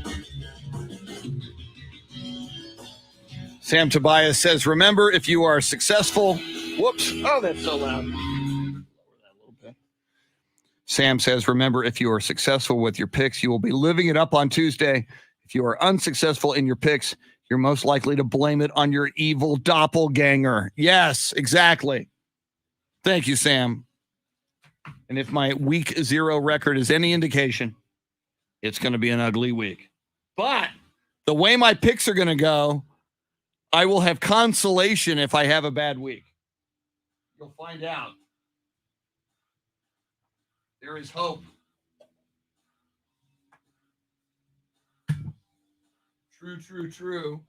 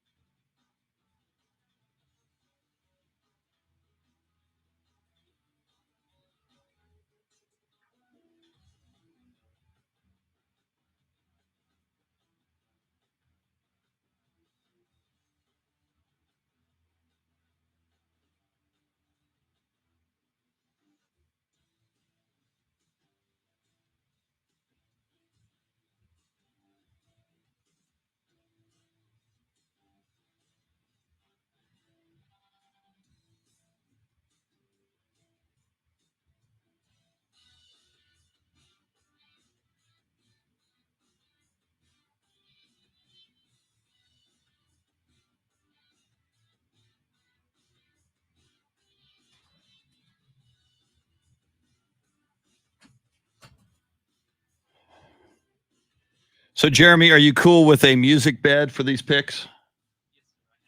All right, very cool. Thanks.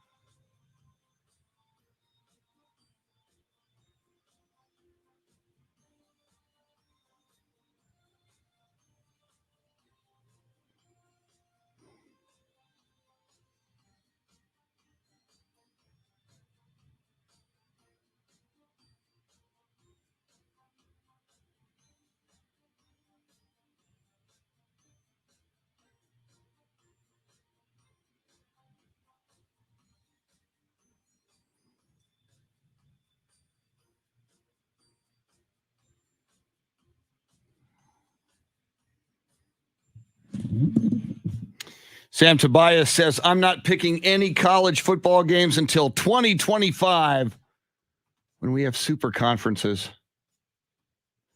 But Sam, what if the meteor hits after this season and you will have waited and this will be the final college football season ever because the meteor hits on January 4th? I'm just saying, live for today.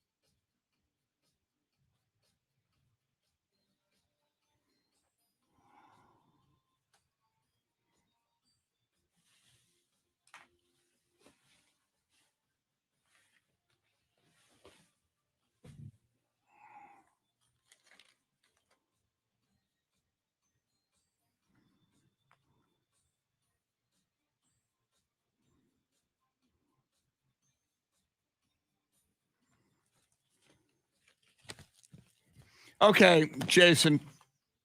We'll do it the day after your birthday. The meteor will hit. Or wouldn't it be cool to see the meteor hit on your birthday? Hey, what's that?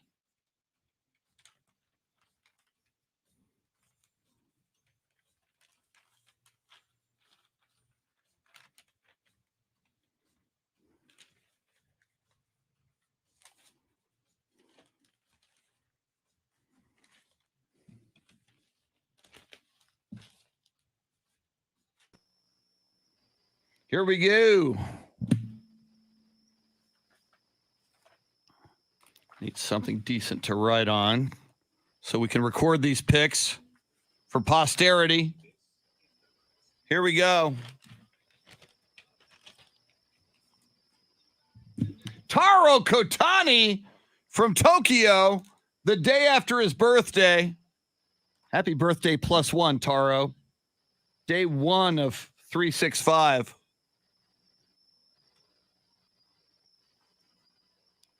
Chris Duel. Oh, my goodness. Wake up and smell the football. It's the Chris Duel Show with Shannon, Salty, Sweeney on a Labor Day weekend. We hope you're getting some extra time on Labor Day or through the weekend. And certainly we get a tremendous rush of college football, certainly on Saturday. That'll began last night with a bunch of football games, including Ohio State and Minnesota. Minnesota led at the half, 14-10, before Ohio State, the number 4 team in the country, came roaring back. Quick shout out. We see on our live video feed, we are being joined. We had Indonesia in the house earlier in the show. Now we've got Tokyo, Japan in the house. Shout out to Taro Kotani, the greatest international Spurs fan, has made the trip 16 times from Tokyo to San Antonio to see his San Antonio Spurs. Welcome to everybody on the live video feed, either via Facebook Live or YouTube or Twitch. Jeremy Fouch, your soundscape stylist. Don't forget, just after 8:30, we'll talk Houston Texans, Jacksonville Jaguars, and NFL football with Mark Vandermeer, the voice of the Houston Texans. But Shannon, you and I have a little prognosticating to do. How do you feel about this? I'm ready to take care of business, sir. You're ready to take care of business. Jeremy, because you're not a regular, you are known for your prognosticating. You do it on the... We need his Texas pick is what we need. Okay, yes. Well, in fact...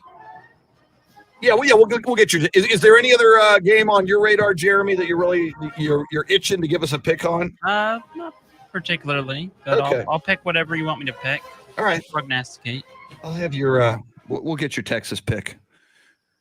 Nice music. Thank you. Shannon, you pick 3 games. I pick 3 games. We pick against the spread. We have decided last week's picks because it was week 0. How do you count picks? Part of in protest, Shannon, on just the fact that they call that week 0 when they could call it like kickoff weekend or something. So in protest, you and I are protesting the term week 0. So we're not even going to count last week's picks, right? I guess that's what we're going with. So here we go. This is real deal. Woo. No takebacks now. All right. Would you like to begin? I would, sir. All right. You may begin. All right. I'm going to call all Big 12 games for my Okay. picks today.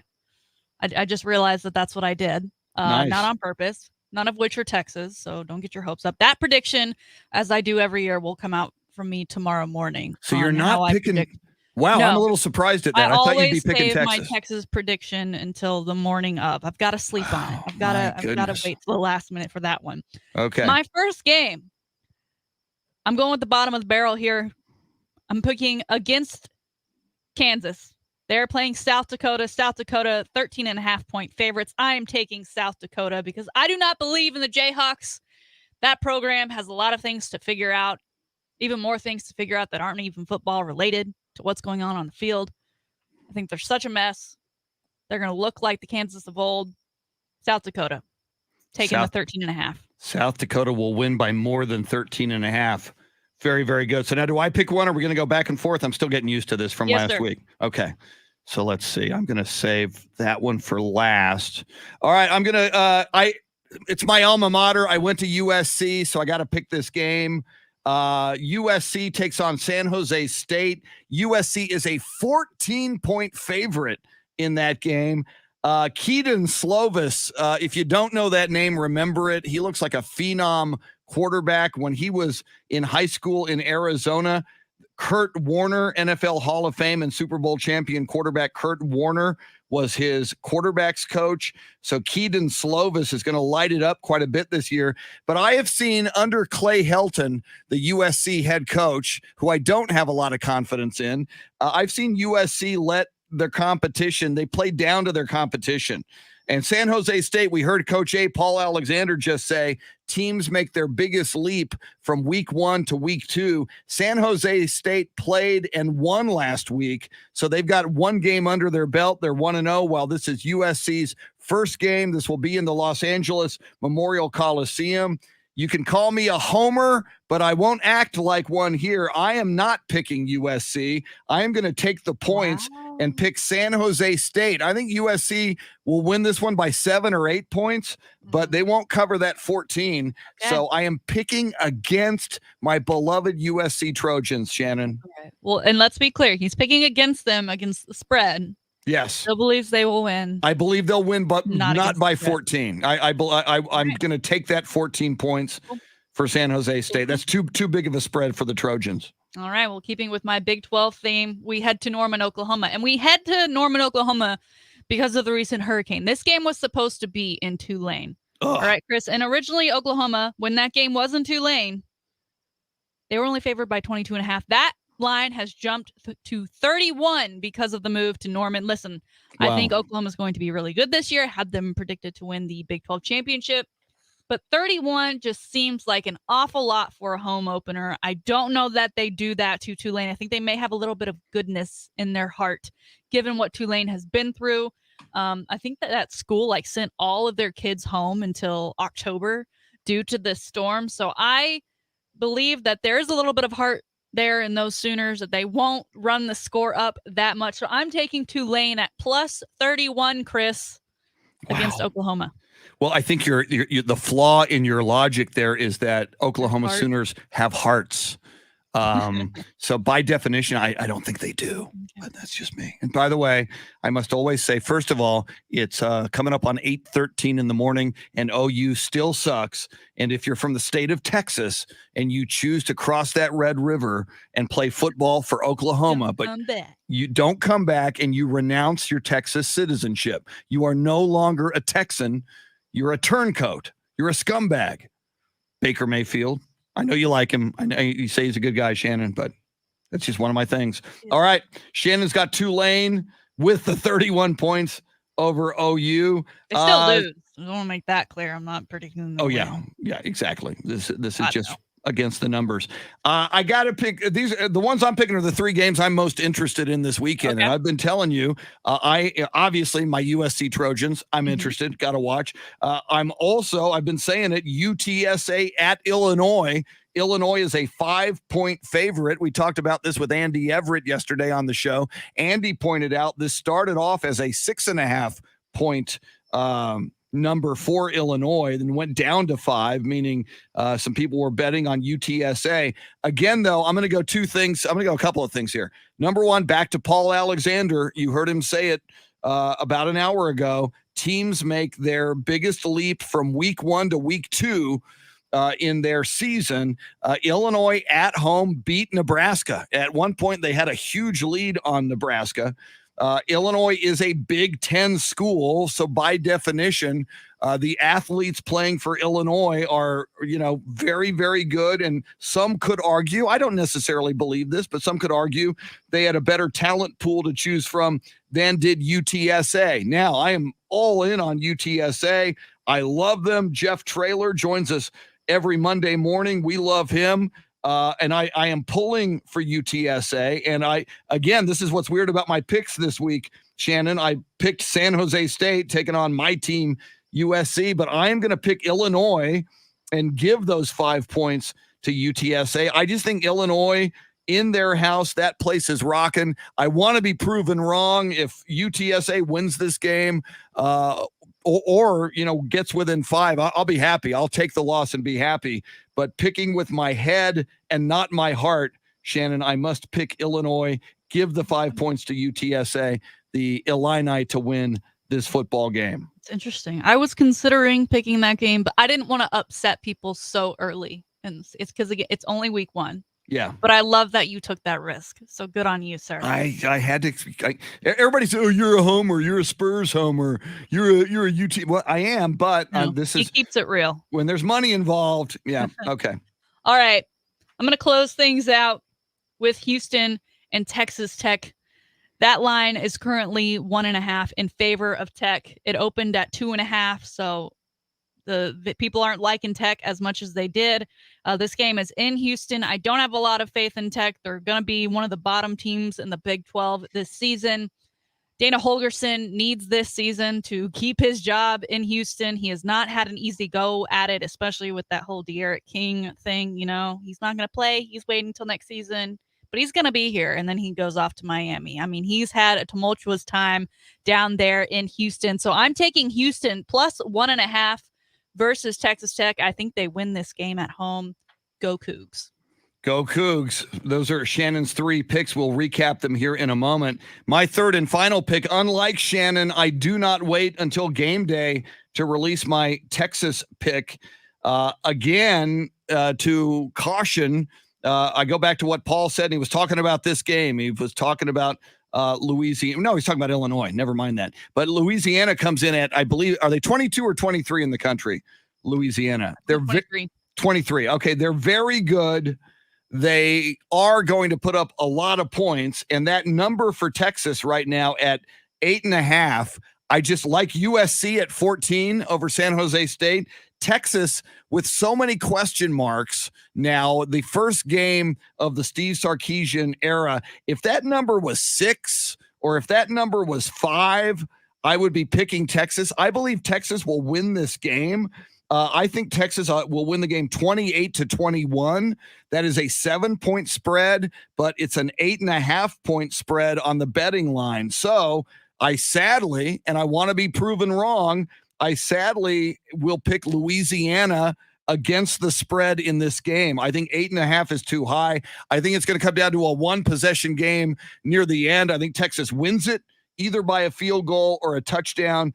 To me, Shannon, 8.5 was just too high for me to give that away and say the Longhorns are going to win this game by 9 or more. I think the Longhorns are going to win this game by 6 or 7, but just not 9 or more. So sadly and strangely, all 3 of my picks are the team in reality, I do not want to win. I do not want Louisiana to beat Texas. I do not want Illinois to beat UTSA. And I do not want San Jose State to pick USC. However, for betting purposes, I have picked the bad guys in all 3 of my selections. Shannon. That's interesting that you think this Texas-Louisiana game is going to be so close, because having a game be that close, I know that they're both ranked, but that's really what Texas is trying to get away from, right? Texas has been causing heart attacks for the last couple of years with people. I mean, just games have gone on. I mean, think of all the overtime we had last year.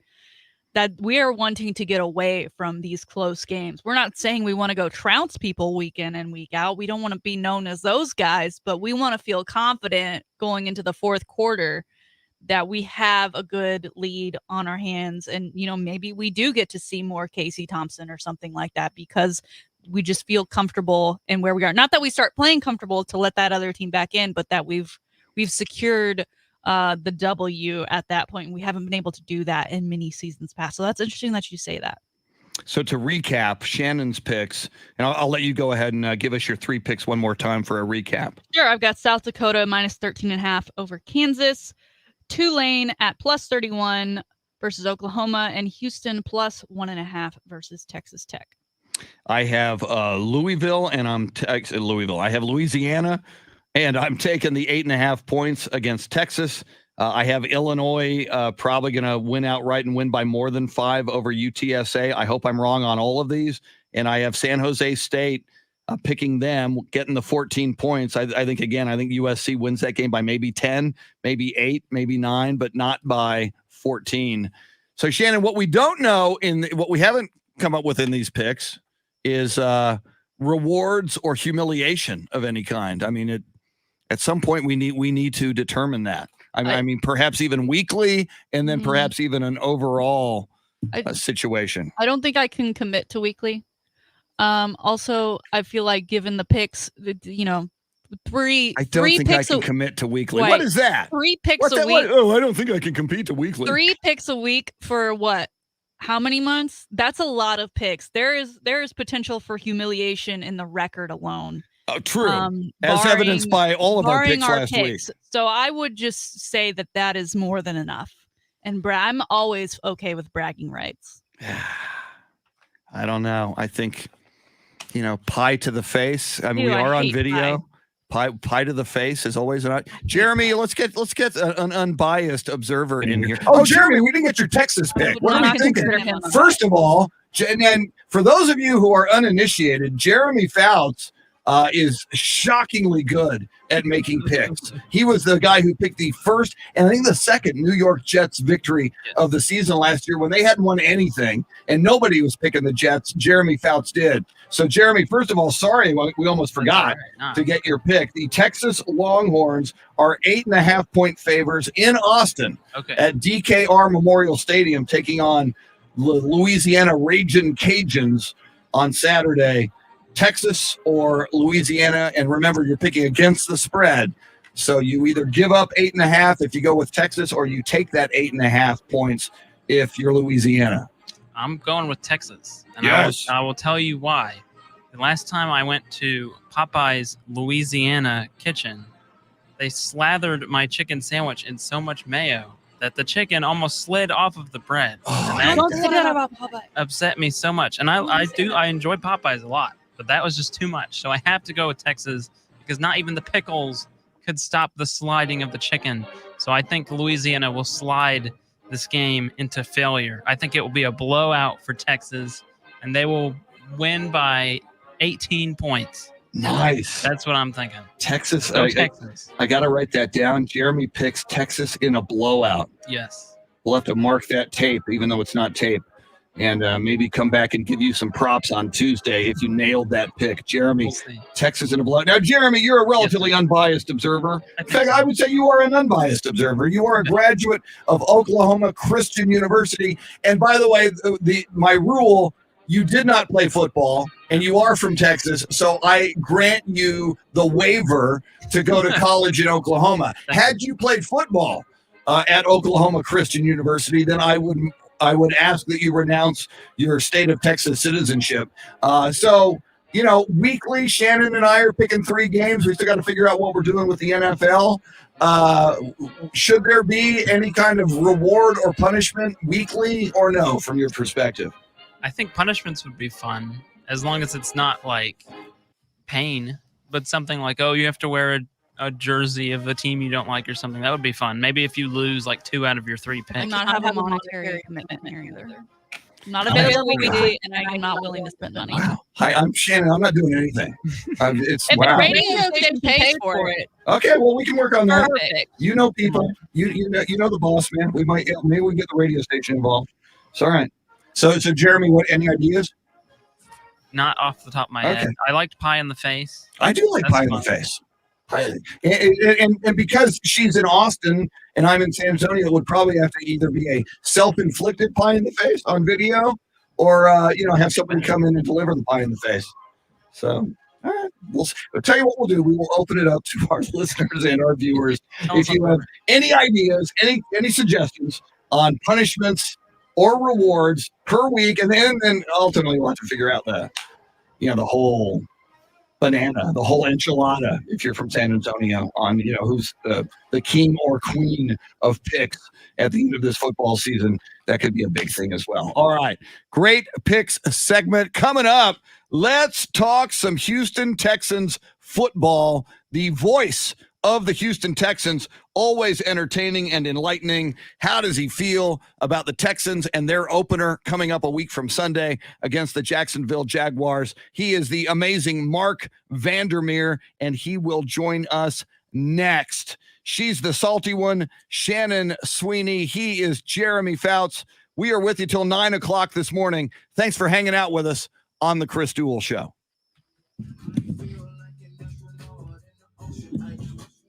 See, Robert says, you are correct. Texas does have a lot of question marks, but they have a bunch of talent. Ironic that they could not get Nick Saban a few years back.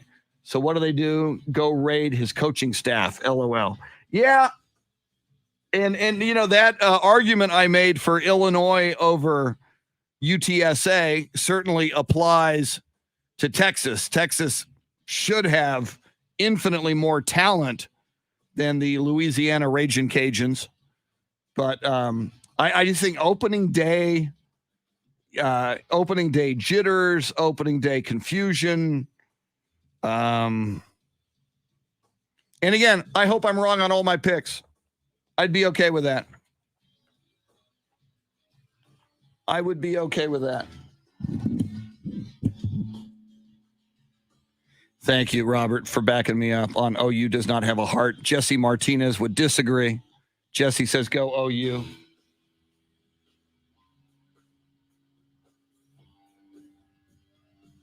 Oh, and I meant to say this in my picks. I'm looking at the voting on our poll question today, which is how will the Longhorns fare in the opener? And Horns win a squeaker is, hey, oh, okay. I thought he was calling Mark Vandermeer. I saw Jeremy pick up the phone, and I know he's not supposed to call Mark till 8:35. He's got a phone call, though, so.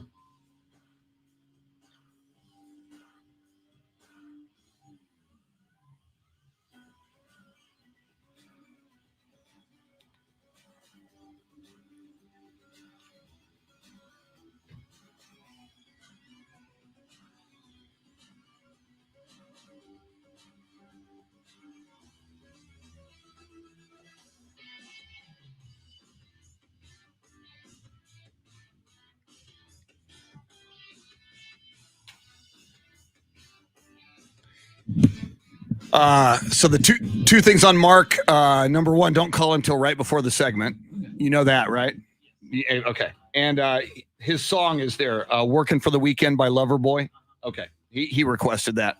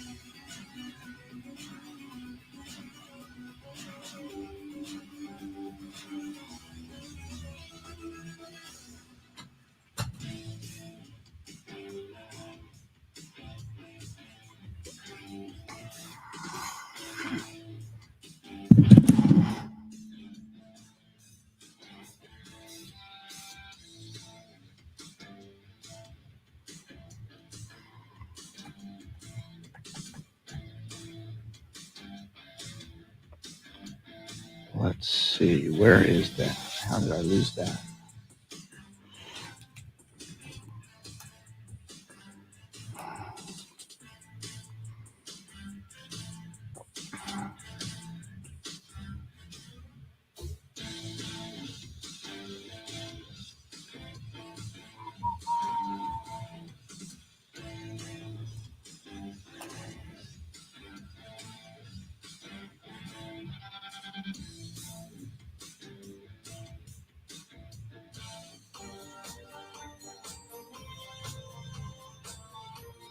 Sunday at noon, NRG Stadium.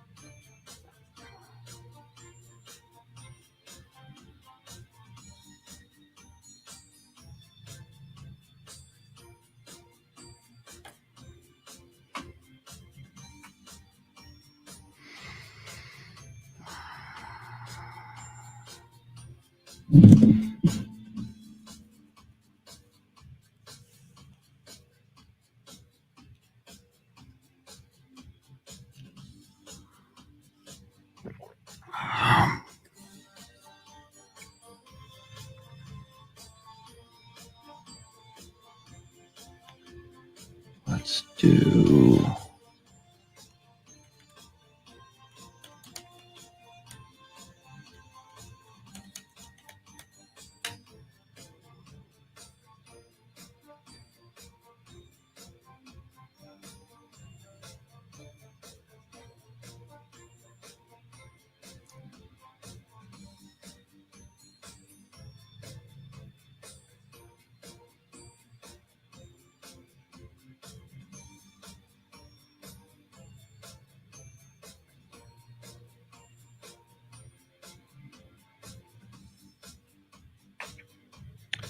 Here comes Mark Vandermeer.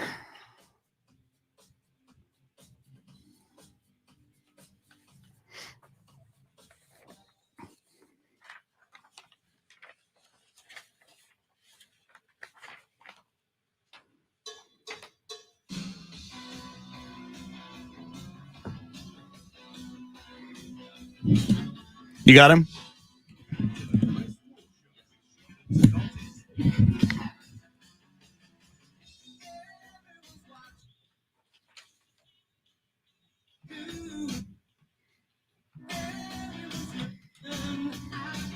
Little Lover Boy. Everybody's working for the weekend. And what a weekend it's going to be. That song, personally requested by the voice of the Houston Texans, Mark Vandermeer, who is on the line with us. Mark, are you working for the weekend? Well, I think everybody is, right? And those who are working this weekend, thank you for the rest of us who aren't, although I will be for a bunch of the weekend. But, you know, the team had a barbecue yesterday. They canceled practice, team bonding barbecue, and it kind of reminded people of the old Bum Phillips days when he used to do such things with the Oilers, Houston's former professional football team. And I thought it was kind of cool. And here we are with the weekend off. It's kind of weird, Chris, you know, Thursday night, as we've grown accustomed to. And I kind of missed that one. I'm in the oppressed minority of people who really enjoyed that fourth game. I kind of like the developmental guys just getting after it and seeing who could stick, who couldn't. But here we are. It's a weekend off of the NFL. College is here, and we rev up next week. Well, you mentioned that barbecue, which I find interesting. I'm assuming it's mostly about team bonding, and I feel like this team needs a lot of it because there are 31 new players on this 53-man roster from last year. Talk to us about that. Well, we knew it was going to be a lot because of who they brought in, Shannon. They brought in so many guys, over 50 players on the approximate 90-man roster because give or take with injured guys or whatever. But they had so many new players, we thought, all right, this is going to be a massive overhaul. And clearly it is. You turn over 60% of your 53-man roster. And in the NFL, there's always turnover every year. Like when you look at the releases of these teams week to week, there's always a page, how the Cowboys were built, how the Texans were built, how the Saints were built. And it shows you where the players come from.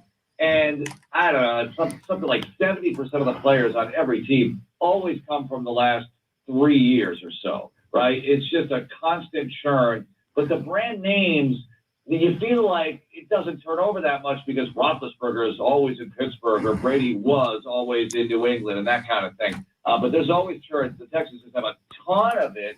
And I think these guys get along. I think they've done a really good job of bonding and building team chemistry throughout the offseason and during this training camp. I really feel like these guys are together. What that results in once they play, we won't know until we see it. But I like the vibe. I've said it before. It's really positive. People outside the building just, they're starting to feel the seepage of it. They're starting to see some of the results. But look, you won't know until you play in the regular season, so we'll find out together.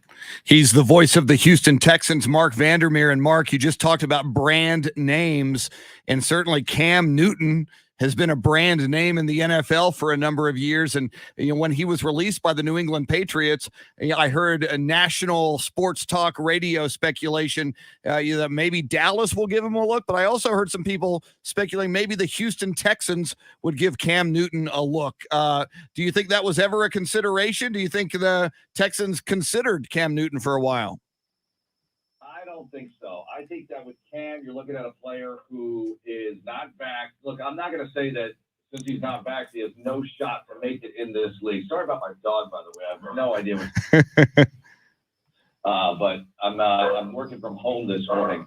So anyway, I think that the non-back status makes it tough in that, and I haven't talked to anybody with the Texans about this, but in that, you got to wait like 5 days before you can have a face-to-face meeting with him or something like that, right? He's got to clear, he's got to test in, and, then he's in your building. But then you have so many protocols that make it prohibitive, very difficult anyway for the quarterbacks. And look, you have Kirk Cousins out there, you have Carson Wentz out there. People are doing it, but I think it makes it much tougher. And I think with the Texans, I can't speak for them, but I just don't get the vibe that they're going to go after him. I think they're going to go with what they've got. Look, Cam is a tremendous talent. Did he play well last year? He had more rushing touchdowns than passing touchdowns. I think there's a lot of mystery. Without COVID, I believe that he would get another job a lot faster because you can just bring him in, try him out, have the talk, and then make a quick decision. But I think the way things are right now, it makes it difficult. It's very clunky to get a player in who's unvaccinated. Well, not only are teams dealing with COVID right now, but the effects of Hurricane Ida across the board, from college to NFL, across the country. And the Houston Texans have allowed the LSU Tigers to use their facilities. Has that changed the way the Texans have been doing anything? Maybe we're going to get some cross practices going on between the two, or what's that been like for the Texans this past week? Yeah, that would be funny. Look, I've seen them around. They're in the big bowl, or they were, of the stadium as the Texans have been outside. And the Texans love being outside, even though it's 150 degrees. They want to be on natural grass as much as possible for practice. As good as the artificial surface is at NRG and in their practice bubble, they would rather, despite the heat, be on the grass every single time. And they've done things this camp that I've never seen before. They have practiced more in the middle of the day in August than I've ever seen the Texans practice in that time frame. I think I can count on one hand the amount of times that it's been done in the history of the franchise up till this year. We're in year 20. And I told Coach Tully this. He said, yeah, he goes, I understand what you're saying, but all the data, they have so much data now when they practice. They all wear these devices, and they have heart rate monitors and all these other monitors, and I don't know what they're monitoring, but it all tells them that it's okay. And they got off their feet yesterday. They're going to be off their feet for what? Today, tomorrow, Sunday, and back at it Monday. And then Tuesday's a mandatory league-wide day off, so they'll be okay. But, yeah, it has been fun to see LSU out there in the bowl. They're kind of shutting it down, of course. College teams are paranoid too. But just to see those guys in their unis walking around the building a little bit, and they're kind of on the other side of the building. They're not in the restricted area because of the protocols. But you see glimpses of them, and it's kind of cool. Voice of the Houston Texans, Mark Vandermeer. Mark, in that final preseason game for the Houston Texans, I thought it was very fascinating. So many teams around the NFL, not not playing their starters, certainly not in the final preseason game, yet the Texans had to face the defending Super Bowl champion Tampa Bay Buccaneers, and there were most of their number ones, including Tom Brady, out there on the field. What do you think the Houston Texans came away with or learned about themselves in that game against the Tampa Bay Buccaneers? Yeah, and it was another one of those situations where you wonder what would have happened if everybody kept playing. Because Brady, after going 3 and out the first time, 2 90-plus yard drives, and it was like a hot knife through butter. I mean, they really – and I watched the drives again later, Chris, and I thought, all right, they're almost there, getting to the quarterback, almost this, almost that, but almost doesn't mean anything in this league. And then I look at the Texans, they had an 18-play drive that ate up 10 minutes, and they didn't score. Their kicker was hurt, and they decided, look, we're just going to go for it all night. Justin Reed kicked off in that game for them, their safety. So it was a weird deal. Like, it would have been 7-3 after that first Texans drive because they failed in the goal-to-go situation, or they were inside the 10 with a first down possibility. And I just thought, okay, maybe if they kept playing with the ones and everything, maybe they would have been able to move the football a little bit, at least hold the ball and keep it away from Brady. I still think Brady would have had his way. He's Tom Brady. Look, they're loaded. I know the Buccaneers play the Cowboys in less than a week, and get ready, buckle up. They have so much talent. They have offensive talent for days. It looks like a Pro Bowl team. I mean, you're out there with Antonio Brown and Rob Gronkowski and Mike Evans and Chris Godwin, and the other guys behind them are really good too. O.J. Howard at tight end, and you've got Cameron Brate still. They've got a lot of weapons. It's going to be interesting to see them try to repeat. Mark, as a Cowboys fan, that's not what I want to hear from you right now at this very moment. I wish I would have rather that you lied to me and Chris right there, but that's all right. You didn't. You keep it real. That's fine. So during preseason, the Texans did great on defense compared to last year, where they ended the last 8 of 16 games, allowing 30 or more points. They averaged 14.6 points per game on the defensive side, points allowed throughout the preseason. Just how much better are they this year, and how much confidence does that then give the offensive side of the ball, knowing that when they do give it up, when they do have unforced turnovers or they're not able to get it done on their side, that they've got a better defense this year to hold up the opposing offense?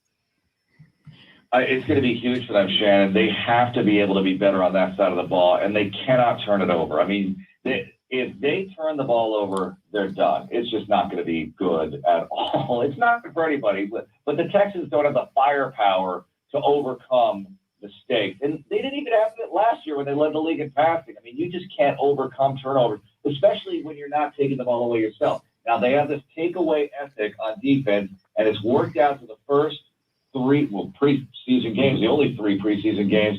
I like the way they've been getting after the quarterback through all levels of the depth chart and taking the ball away. 10 takeaways on the preseason. They had 9 all of last regular season. So they eclipsed that through 3 preseason games. What does that mean? Really nothing until you get to the regular season. But it's certainly notable. That's your raising eyebrows thinking, maybe they can get this done. They have a lot of talent on the D-line, and it shows you because they traded Shaq Lawson, who they acquired in a trade with the Dolphins at the beginning of the league year in March. And I thought, you know what? A lot of people criticize them for that. Like, why'd you do that? Why'd you get Shaq Lawson? And now you get rid of him for just a low-round draft choice. The reason is because they like the guys they have. They love their D linemen. They have 10 D linemen on the 53. That's a ton because they feel like they can get after the quarterback, and they're going to need to. Because the secondary, we'll see. They do have some players there, but it's not very thick, not very deep. So we got to see how they handle that because they made a trade for 2 guys last week that they ended up cutting anyway. So we'll see how that works out. But if they can get pressure on the quarterback, everybody gets better, right? The back end looks a whole lot better when you're getting pressure on the quarterback. You don't even need sacks. You need pressure to force errant throws, inaccuracy, things like that. So I think they'll be able to cause a lot of problems. They're not playing a ton of playoff quarterbacks like they did last year. There's no Patrick Mahomes, Tom Brady, Aaron Rodgers, Drew Brees is done. They don't face any of these guys. They face some good quarterbacks, don't get me wrong. But it's going to be a little bit more palatable. We'll see how they handle it. Well, and speaking of quarterbacks, Mark, a fascinating quarterback coming to NRG Stadium a week from Sunday, and that, of course, is Trevor Lawrence. While Tom Brady played significant minutes against the Texans in the preseason, it was Trevor Lawrence throwing his first touchdown pass against the Cowboys in the Jaguars' final preseason game. Knowing what you know and what you've seen from Trevor Lawrence thus far this season, what problems do you think he might pose in his very first NFL game against the Houston Texans a week from Sunday? He's not a veteran. Here he is making his first start. Everybody's going to be nervous. I mean, they're always nervous on opening day. I think one thing favoring the Texans here, or helping them, I should be careful with my word choice. One thing helping the Texans is they do have so many veterans on this team. You know, and the rookies they have, all 5 drafted rookies made the team, but they're not expected to play huge roles right away. You've got a lot of guys who have played football in this league. And with the Jags, you've got second-year back James Robinson back there. You have Trevor Lawrence back there. Yeah, Lovie Smith knows he's facing a rookie, so let's see him get after the rookie, even though he's a highly talented guy and the number 1 overall pick. I think early on, you're going to know a lot. You're going to know a lot about how this game's going to go. I can't wait to talk about it next week because this is, it's a fun matchup. It's a division matchup. It's Lawrence. It's Urban Meyer. How's he going to react? How's Urban Meyer going to react if he loses, well, when he loses several games, because that's definitely going to happen. This is the NFL. He's not used to that. So I think this is going to be a fun team to watch, just the drama around them. And, I think opening day, I really couldn't ask for much better for the Texans. This is a good chance, but you got to take advantage of it. You have to execute. You can't turn it over. We'll see how they handle it. Yeah, going to be a lot of fun, and we'll certainly have your call both on AM 1300, The Zone, and Ticket 760 a week from Sunday, and we'll talk about it with you next week before the game. But finally, Mark, Labor Day weekend, this is your last weekend. This is your only respite from not doing what you love, which is calling Texans football, which you'll be doing, I guess, except for the bye week, for the next several weeks. How are you going to plan? How are you going to spend Labor Day weekend? Because years past, you have that game last night, and you're getting down to the 53 today and tomorrow, right? Now, Monday in the Texans organization, not only on the football side, but the business ops side, everybody works. Labor Day is not a holiday in the NFL because it's opening week, right? So everybody's at work. They give you another holiday like in March or something, outside of the season. For me this weekend, though, this is an opportunity, right? I'm working today. I'll be working a little bit this weekend, but I like to smoke them, like grill. That's what I'm talking about. Yeah. I'm grill. I'm gonna make some ribs. I got my son here. The wife is actually out of town, so it's like bachelor time. We watched. I'll tell you what. We started Goodfellas last night. I figured, okay, he's ready. He's almost 16, and I know there's some scenes in there, but it's a good family film. One of the best.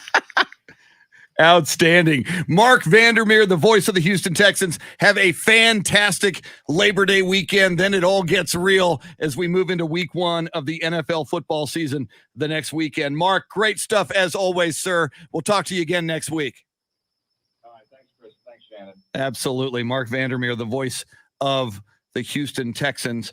And Shannon, we had a poll question that we didn't publicize today just because we didn't get to it, but it has to do. And I actually, when I made my pick, I do believe Texas will beat Louisiana, but I don't think they're going to do it by the 8.5 point spread. That it kind of influenced the way the voting was going, kind of influenced my pick a little bit.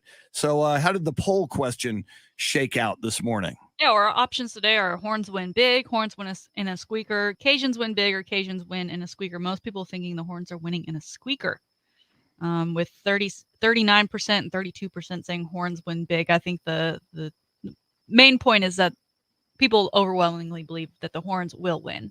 Yes. And at the end of the day, we don't care how. We just want a W. Oh, yeah. Yeah, I mean, point spreads are something, and people like to bet and wager and be influenced by them. But yeah, I do believe, and I at this point, I say Texas wins 28-21, and hopefully they win by any amount. And blowout would be beautiful. Jeremy Fouts picked Texas by 18 in a blowout. So Jeremy, we will, even though you won't be here on Tuesday, if you are in the vicinity of an 18-point Texas win, therefore a blowout, we will give you mad huge props, sir. I look forward to it. Well, thank you for being here the last 2 mornings. Thanks for having me. Did a great job. Thanks so much. Shannon Salty Sweeney. what a weekend. What a college football weekend. Enjoy yourself, and we will regroup on Tuesday and see what the college football and NFL landscape looks like on a Tuesday morning next week. Yes, sir. Enjoy your football-filled weekend as well. I shall. We want to thank Coach A, Paul Alexander. Always outstanding. Go check out his website, radicallyrational.com. Also, we just spoke with him, the voice of the Houston Texans, Mark Vandermeer. We'll grab him again next week, just before the Texans versus the Jaguars. Enjoy the Labor Day holiday, everybody. Be safe. I heard DPS is going to add more troopers to try to catch drunk drivers, so do not drink and drive. It's bad news. You could be nailed, so don't do that. We will see you on Tuesday. Have yourself a great